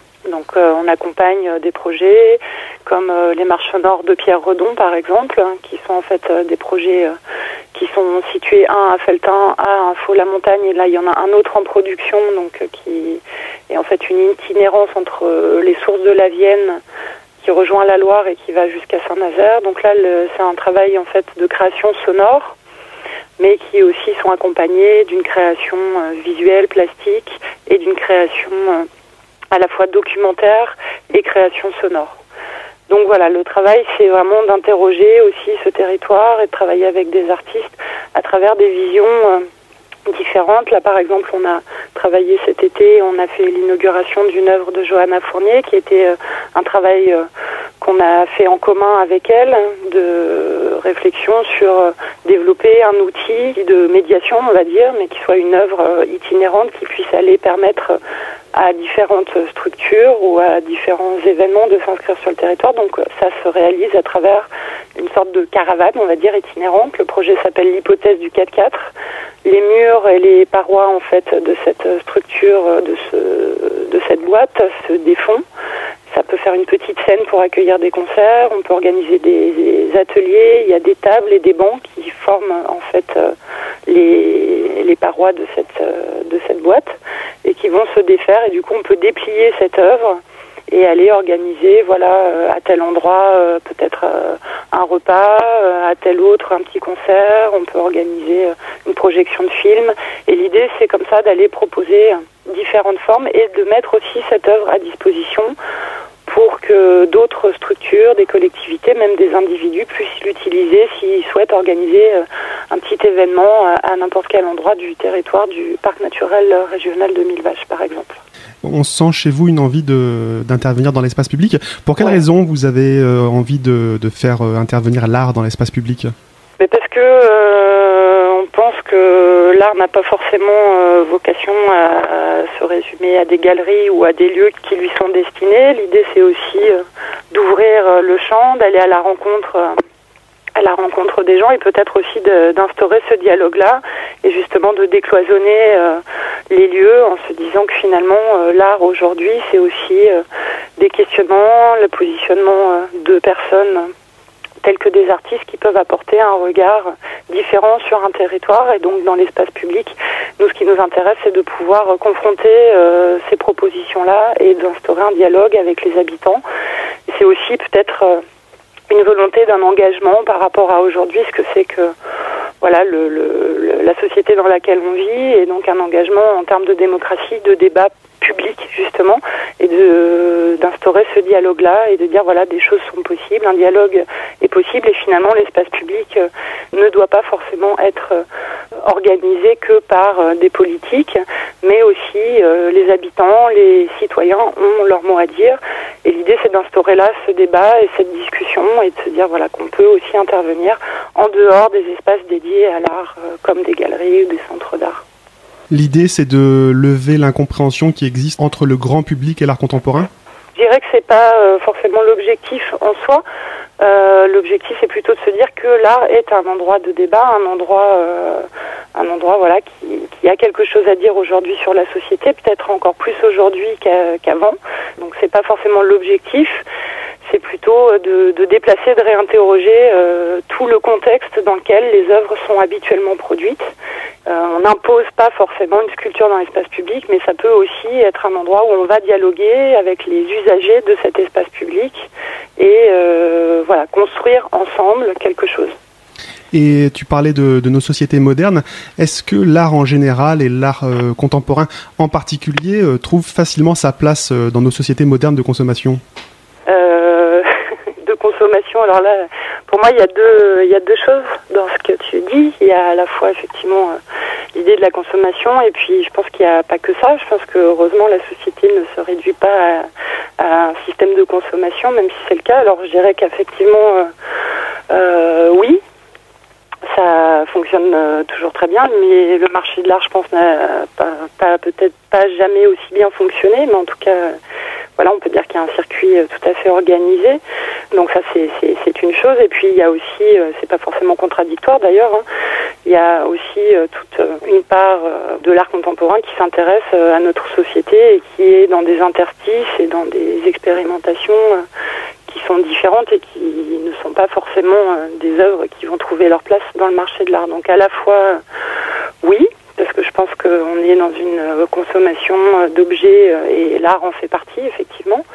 Mais il y a aussi tout le côté de tous les à côté qui participent aussi du monde de l'art et qui sont de réflexion, d'interrogation, de confrontation aussi esthétique, de représentation qui peuvent donc trouver leur place dans le monde contemporain dans lequel on vit, bien sûr.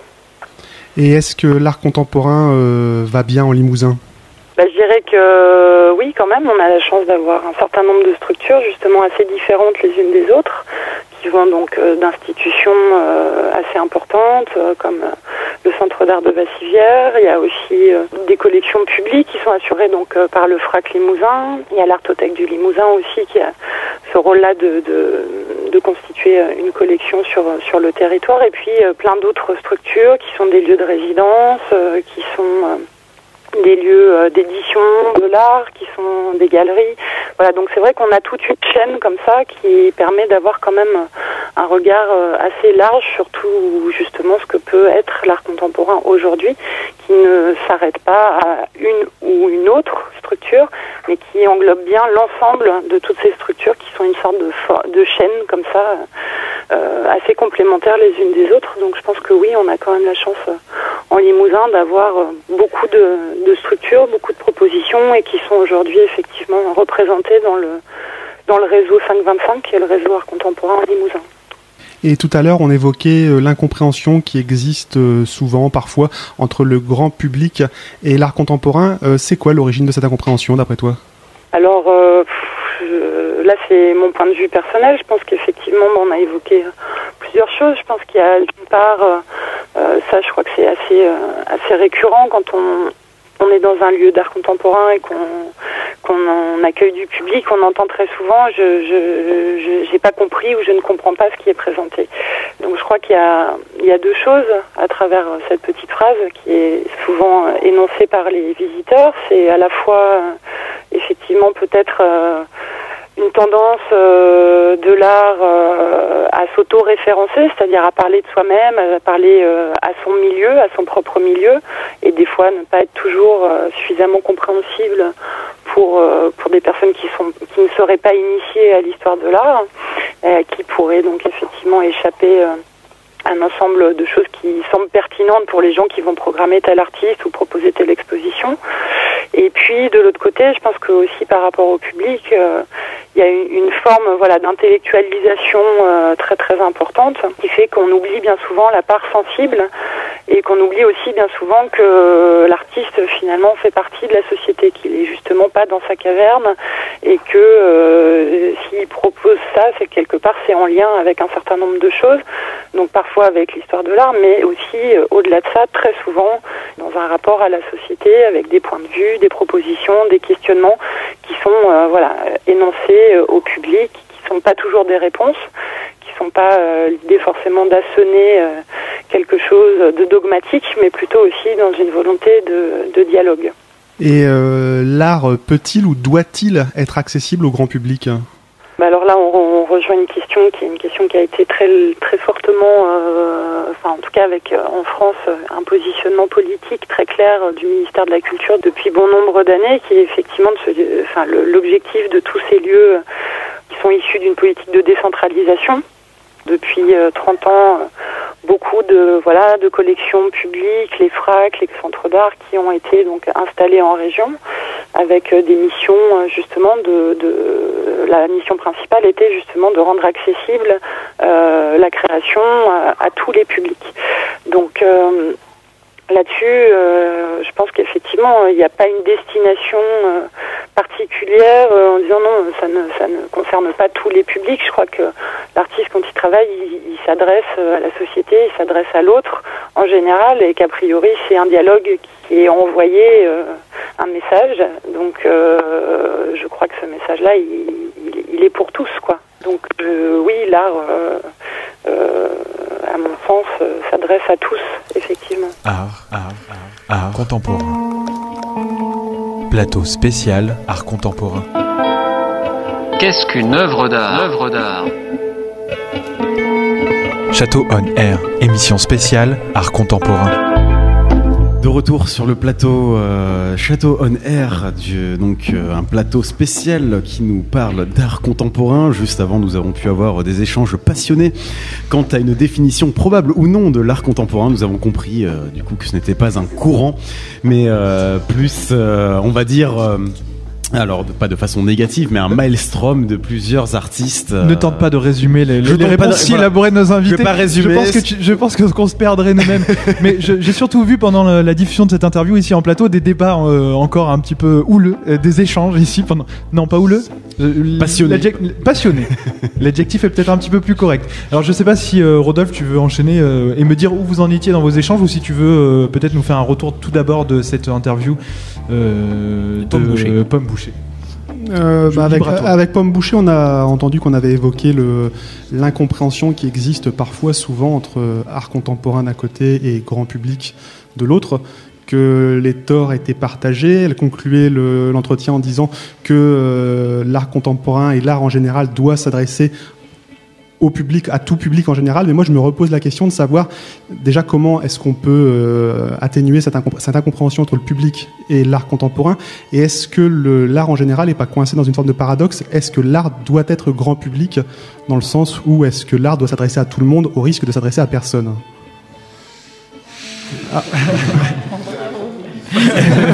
Existentielle comme question. Vous avez 30 minutes. Alors, est-ce que quelqu'un veut tenter de... C'est une question trop... L'idée, c'est qu'il a quelqu'un sur lui qui commence à répondre pendant que les autres continuent à réfléchir, finalement. Voilà. C'est un petit peu ça. Tout Ceux qui prendront la parole les derniers seront les plus avantagés. Peut-être Marianne. Je veux commencer. Les artistes ne créent pas toujours pour un public. Déjà, ça, c'est très important, je pense, de commencer par ça. Certains artistes créent pour un public, certains non. Ils créent seuls, chez eux, dans leur atelier, dans la nature, dehors.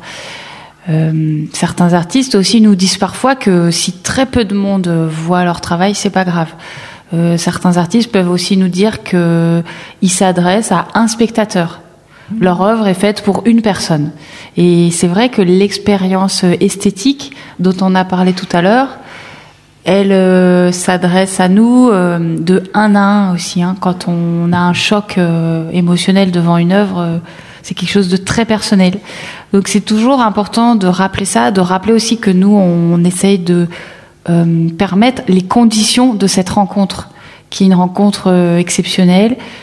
Et ces conditions-là, parfois, elles doivent se faire dans le silence, dans une certaine attitude de contemplation. Ça, c'est aussi la nature de l'art. Ceci dit, nous sommes des médiateurs entre l'œuvre et les publics. Donc nos travaux, tous respectifs, c'est de permettre qu'il y ait des liens possibles. Et ces liens-là, ils sont à réinventer, comme on a dit tout à l'heure, avec nos équipes, différents outils, par différents outils. Moi, j'ai envie de rajouter quelque chose que je défends aussi à titre personnel, c'est qu'à un moment donné, parfois, il y a des personnes qui ont un rejet aussi face à des œuvres, et pourquoi pas, après tout. Ce rejet, il suscite des questionnements, il fait réfléchir, et à partir de ce moment-là, moi, je trouve que c'est déjà gagné. La rencontre, elle est présente. Mais là où tu as raison, effectivement, c'est dès lors qu'il y a rejet, ça veut dire que le public a été confronté à l'œuvre. Peut-être la question de Rodolphe, c'était de savoir si finalement, lorsqu'un artiste crée ne s'adresse pas forcément au public, il peut-être ne rencontrera jamais le public. C'est peut-être un peu ça l'idée. Est-ce que l'art doit se démocratiser c'était peut-être ça le fond de ta question, non ?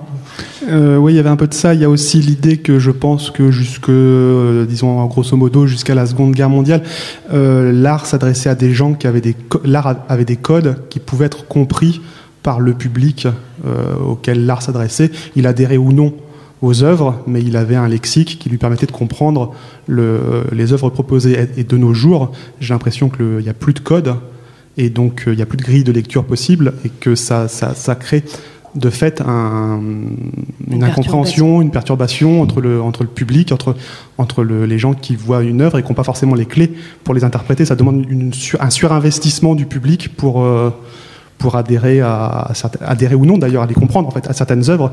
Et du coup, devant l'incompréhension, il y a une sorte de rejet général. Oui, mais la perturbation, elle est importante et intéressante aussi. Et puis là, est-ce que vous ne parlez pas de l'art conceptuel, finalement ? Où effectivement, sur du concept, on peut avoir besoin de clés, d'outils. Mais l'art contemporain n'est pas que conceptuel.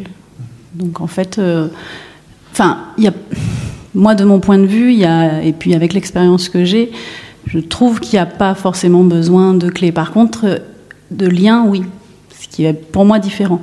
À partir du moment où un artiste crée, il est dans un processus de sortir des choses ou de montrer des choses qu'on peut analyser, il n'y a pas de problème, mais qui sont pas toujours, il n'y a pas toujours la nécessité de les analyser. À un moment, nous, en tant qu'être humain, juste on reçoit pas, on reçoit mal, ça nous perturbe, et voilà, la rencontre elle est faite en fait. C'est-à-dire qu'à un moment, on n'est pas obligé. Je crois qu'il ne faut pas croire que l'art est forcément quelque chose d'intellectualisable tout le temps.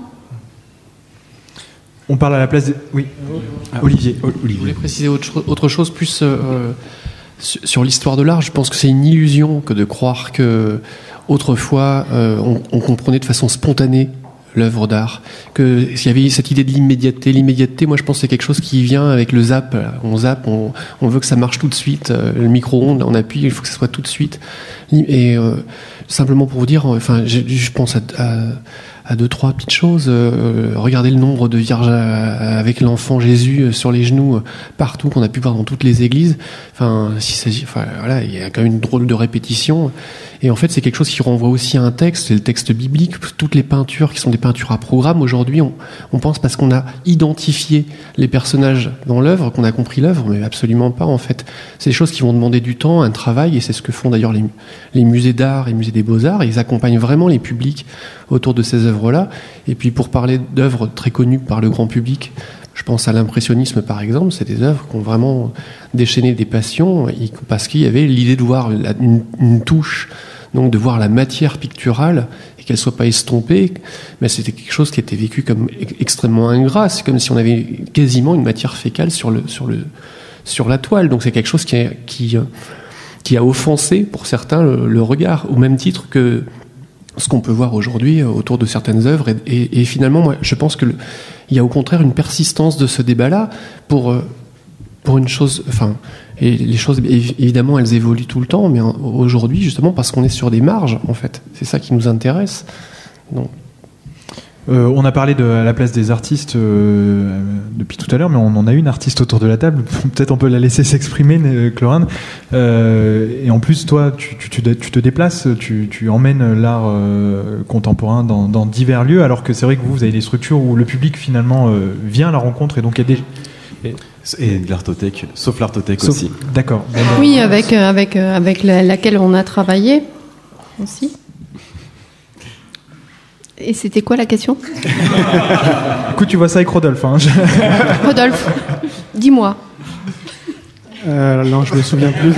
J'ai moi-même oublié ma question. Tu peux peut-être aider à éclairer peut-être le travail de la création, finalement. Tu vas comprendre. C'est ça. Qu'est-ce que ça veut... Tu vois, peut-être qu'il y a quelque chose qui est pas saisissable et peut-être que tu arrives à le saisir et l'expliquer. Oui, c'est très très dur à expliquer. Enfin, en ce qui me concerne, c'est vraiment quelque chose de complexe, forcément, puisque à la fois je crée en solo et à la fois donc je crée avec les publics qui deviennent du coup des participants. Donc on se déplace sur des lieux. Alors on fonctionne beaucoup on a des stratégies qui sont donc la stratégie de la surprise. On aime bien surprendre. On a un côté décalé qu'on défend, un côté inclassable. On ne fait pas exprès. C'est parce qu'en fait on a une forme ouverte pour accueillir les gens, pour accueillir d'autres artistes que moi, justement, parce que moi ce que je défends, c'est justement, je travaille aussi dans une école d'art en tant que pédagogue, c'est qu'il faut se nourrir, rester ouvert, et pour nourrir à son tour. Donc c'est vrai que voilà, c'est assez compliqué, quoi. Mais qu'est-ce que c'est intéressant. Franck. Alors désolé, je vais être en rupture avec ce qui a été dit avant, mais je voulais réagir pour la question de Rodolphe. Le côté, c'est l'art contemporain qui est responsable de cette rupture qu'il peut avoir avec le public. La rupture, oui. Clorane parlait d'expérience. Oui, tu peux avoir une expérience absolument désagréable. Enfin voilà, tu as un rejet de l'œuvre.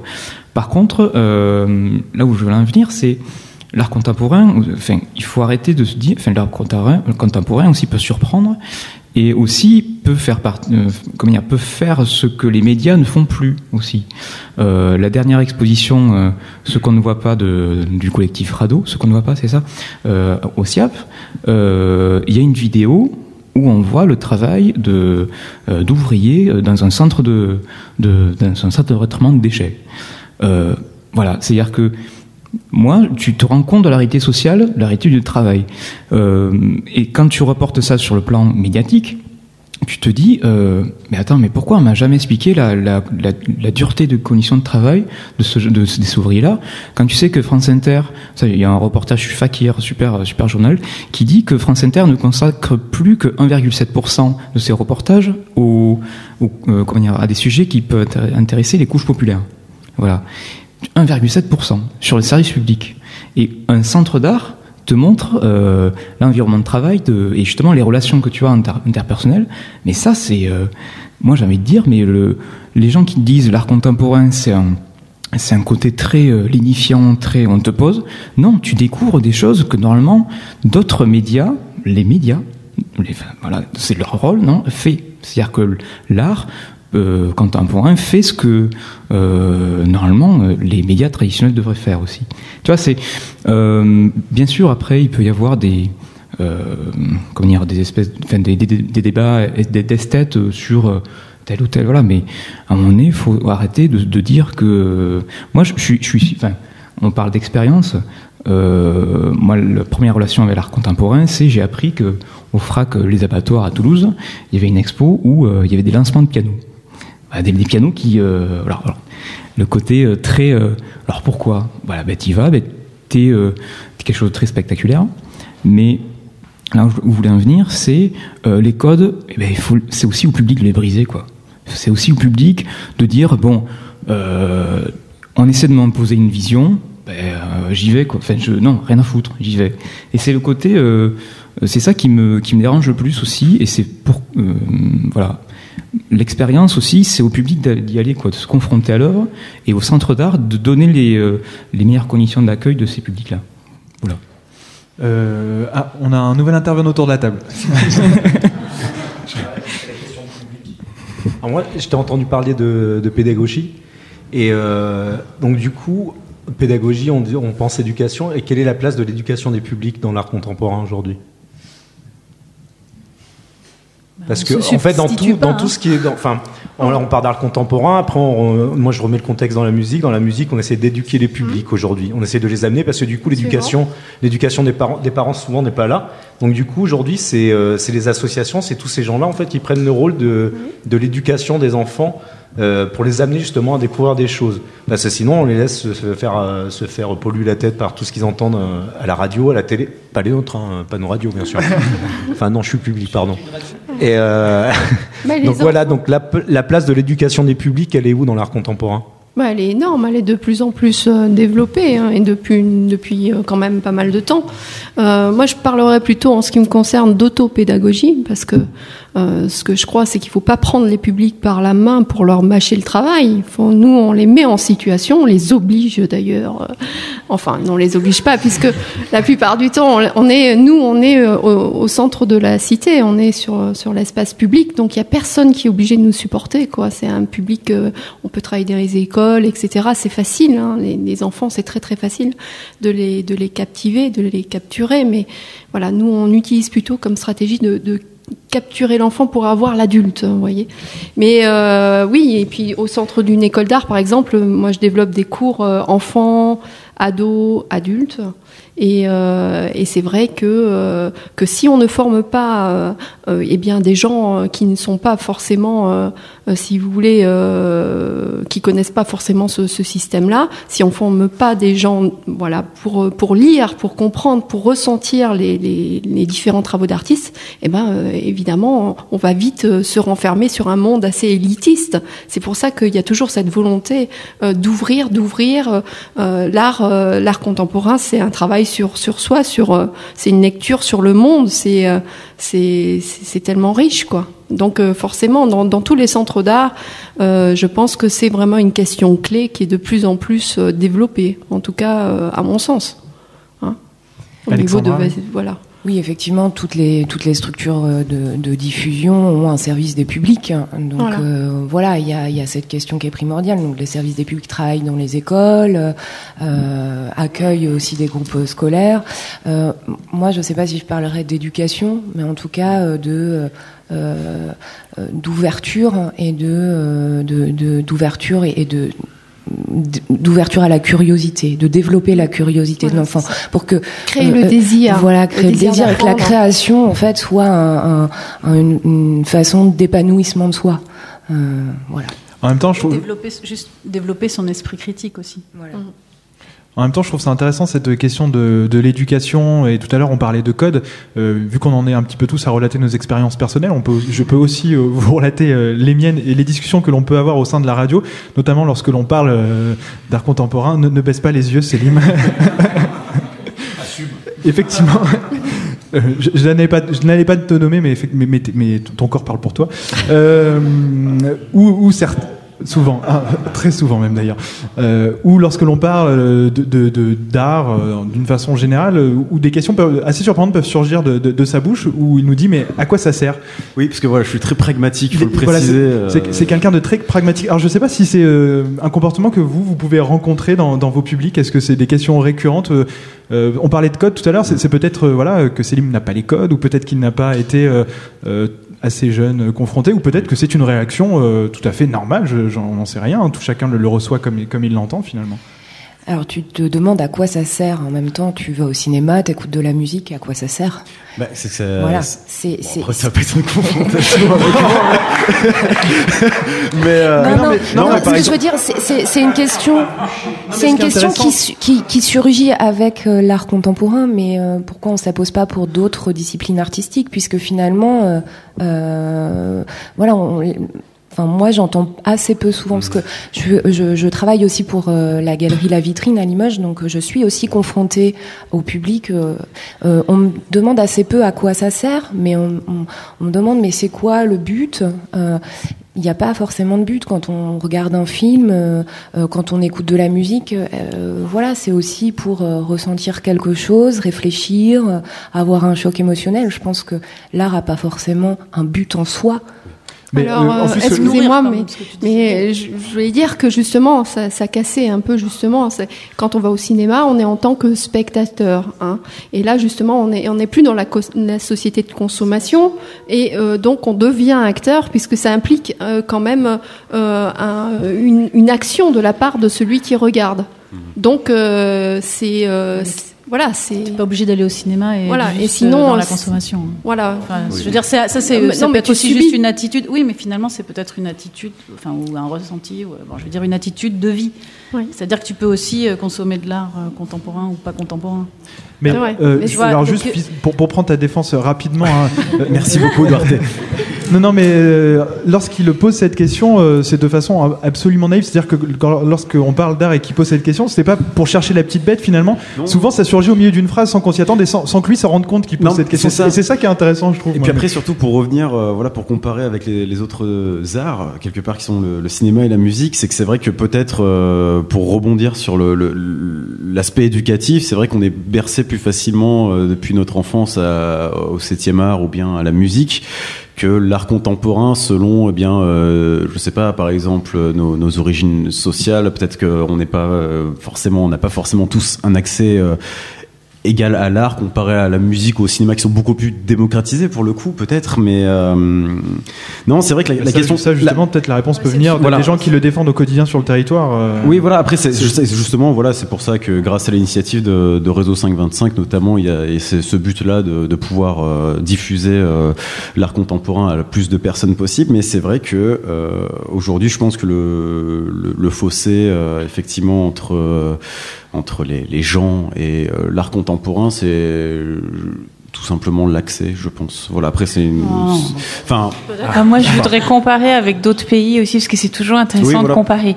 Par exemple, en Allemagne, les premiers centres d'art, donc Kunstverein, c'est en 1750 que des habitants de différentes villes en Allemagne voulaient s'imposer contre l'aristocratie. Donc c'était des bourgeois et l'aristocratie maîtrisait tout ce qui était art avec les musées. Et donc les bourgeois ont commencé à créer des centres d'art dans leur ville. Et donc ça, c'est au XVIIIe siècle. Nous, en France, les premiers centres d'art sont en 1970, 73, avec le CAPC, avec le musée de Meymac en 77, je crois. Donc il faut toujours aussi s'inscrire dans une histoire des politiques culturelles, où c'est aussi seulement dans les années 80 qu'il y a eu la décentralisation et où la culture n'était plus à Paris, mais est allée dans différentes régions. Et donc je pense que c'est aussi pour ça qu'aujourd'hui les gens vont pas forcément vers l'art contemporain. Et donc je rebondis à ce que vous dites là par rapport au fait que en fait pour moi c'est en fait dans les musiques actuelles il y a le même problème, c'est que ça a été structuré. Enfin on est jeune en fait comparé à tout ce qui est théâtre, danse. où ces milieux-là sont structurés depuis très longtemps. En fait, l'art contemporain, la musique actuelle, enfin moi je suis plus axé musique actuelle, c'est plus mon milieu, mais c'est un peu la même problématique, j'ai l'impression. C'est que c'est la jeunesse, on pêche avec la jeunesse en fait par manque de structuration.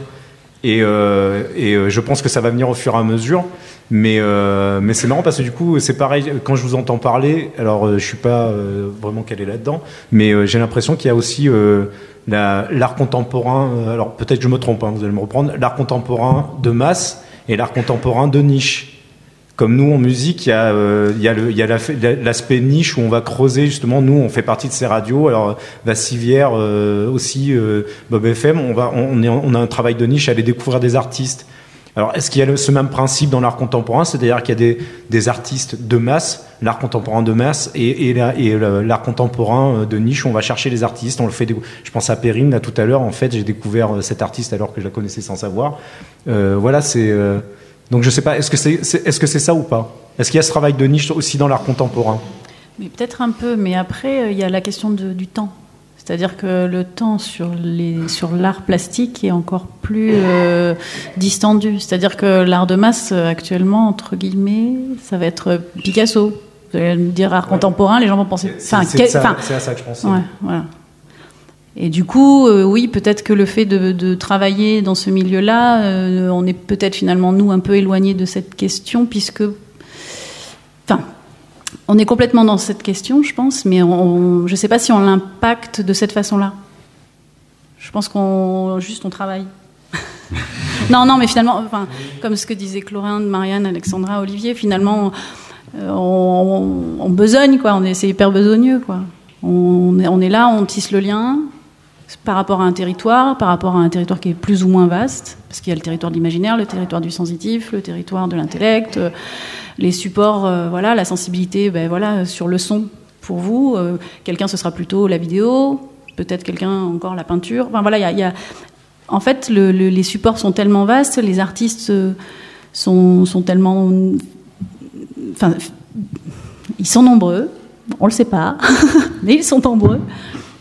Et du coup, oui, moi je pense qu'il y a effectivement un peu cette comparaison et je la trouve assez juste, finalement.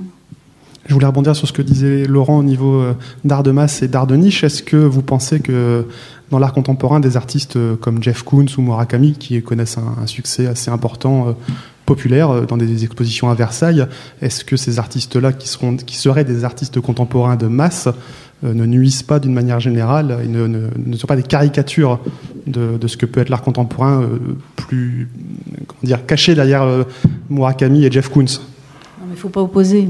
Enfin, il y a de la création. Enfin, à un moment, le débat, il va être long, quoi, je pense, là. Nous repartons pour 2 heures. C'est ça. Non, mais c'est surtout des artistes qui sont médiatisés, très liés au marché de l'art. Oui. Et dont les œuvres se vendent très cher, qui sont collectionnées par les plus grands collectionneurs, François Pinault, Bernard Arnault. Donc en fait, maintenant, c'est une position politique, je pense, de choisir, de défendre d'autres artistes. Oui. Et puis après, c'est comme tout, l'histoire fait le tri.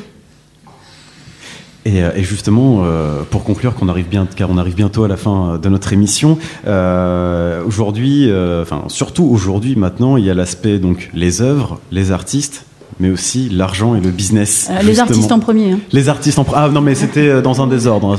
C'était pas en crescendo, il n'y avait pas de priorité. Mais aujourd'hui, est-ce que vraiment, comme on l'entend dans d'autres médias, par exemple, ou à travers certaines expositions qui doivent avoir du mécénat pour pouvoir subsister, ou certains artistes qui ont besoin d'un argent extérieur pour survivre, est-ce qu'aujourd'hui, par exemple, dans la région, en Limousin, il y a certains artistes qui sont confrontés à ces problèmes justement de l'aspect business qui envahit de plus en plus l'art? C'est au-delà de l'aspect business, à un moment il faut manger. Hein. Oui, certes. Donc, et les artistes, au cours des siècles, ont toujours été mécénés. Mais aujourd'hui, c'est quelque chose que nous, justement, avec la chance ou la malchance, ça dépend du point de vue, des années 80 et des politiques culturelles qui se sont un peu plus, ont été un peu plus soutenues sur les arts plastiques. On est tous confrontés à ça. Hein. Et je pense que les structures du réseau 525 en fait contribuent à soutenir des artistes en les invitant à exposer, en les rémunérant, mais aussi en les accueillant en résidence, en les faisant intervenir en milieu scolaire, visites d'ateliers. Après, ce que je voulais sous-entendre à travers mes questions, c'est qu'aussi j'ai peut-être une impression qui est fausse, mais qu'on laisse de moins en moins de temps aux artistes pour produire une œuvre, et s'ils ne l'ont pas faite dans ce laps de temps, après non plus peut-être les ressources nécessaires pour continuer. Enfin, comme si ils avaient un cahier des charges. Enfin, pas pour tous les artistes. Là, je généralise beaucoup, mais. Alors là, c'est la nécessité aussi de ces lieux de résidence que sont Chamallow, La Pommerie, Tréniac Projet, qui proposent justement aux artistes de prendre le temps pour créer. Alors nous aussi, on fait des résidences mais embarquées, et effectivement, alors on salarie, on forme des étudiants de l'ENSA Limoges qui nous accompagnent sur nos interventions.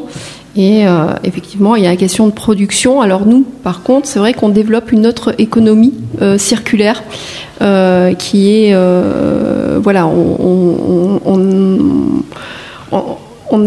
n'est pas dans le marché, mais on a inventé un autre système à l'extérieur. Et ça, c'est un système aussi qui va peut-être se développer ailleurs, puisque il est question, ces questions-là d'art d'intervention sont appelées à se développer. D'accord. Très bien. Alors, on approche de la fin. On va peut-être donner un mot de conclusion ou pas. Est-ce que Alexandra? Je te laisse la parole après, Olivier. Moi, je tenais juste à dire que ces chroniques radiophoniques art contemporain en partenariat avec 2 radios associatives, c'est la première fois que ça se fait en France. Donc voilà, on est le premier réseau en fait à monter un partenariat de ce type. Donc on est très content aussi que les 2 radios nous aient suivis sur ce projet, et on vous en remercie parce que c'est important de le dire. Voilà. Je pense que nous on est très contents aussi de faire partie. Oui, Olivier, pardon. Ouais, je voulais juste dire qu'en fait on a beaucoup parlé par rapport au public, on a beaucoup parlé de quantité en fait, beaucoup de quantitatif et peu en fait de qualitatif, et même si effectivement on touche pas des publics en même quantité que les gens du théâtre par exemple, je tenais à ça fait plusieurs dizaines d'années que je travaille, enfin on va dire une quinzaine d'années, je pense que je travaille en lien avec les publics, et en fait ce qui est assez extraordinaire, je trouve, c'est qu'aujourd'hui les gens parlent très facilement d'art contemporain quand ils sont dans un lieu, ils n'ont pas peur de vous. Moi, quand j'ai commencé dans les années 90, je me souviens, mais les gens, ils étaient terrorisés, quoi. Quand vous veniez vers eux, il y a du style, mais ils vous essayez de renvoyer, quoi. Aujourd'hui, les gens ils ont envie de dialoguer, ils ont envie d'échanger. Et je trouve que ça, c'est vraiment important, parce que là, je me dis, on a presque l'idée que les gens, finalement, ils aiment pas l'art contemporain.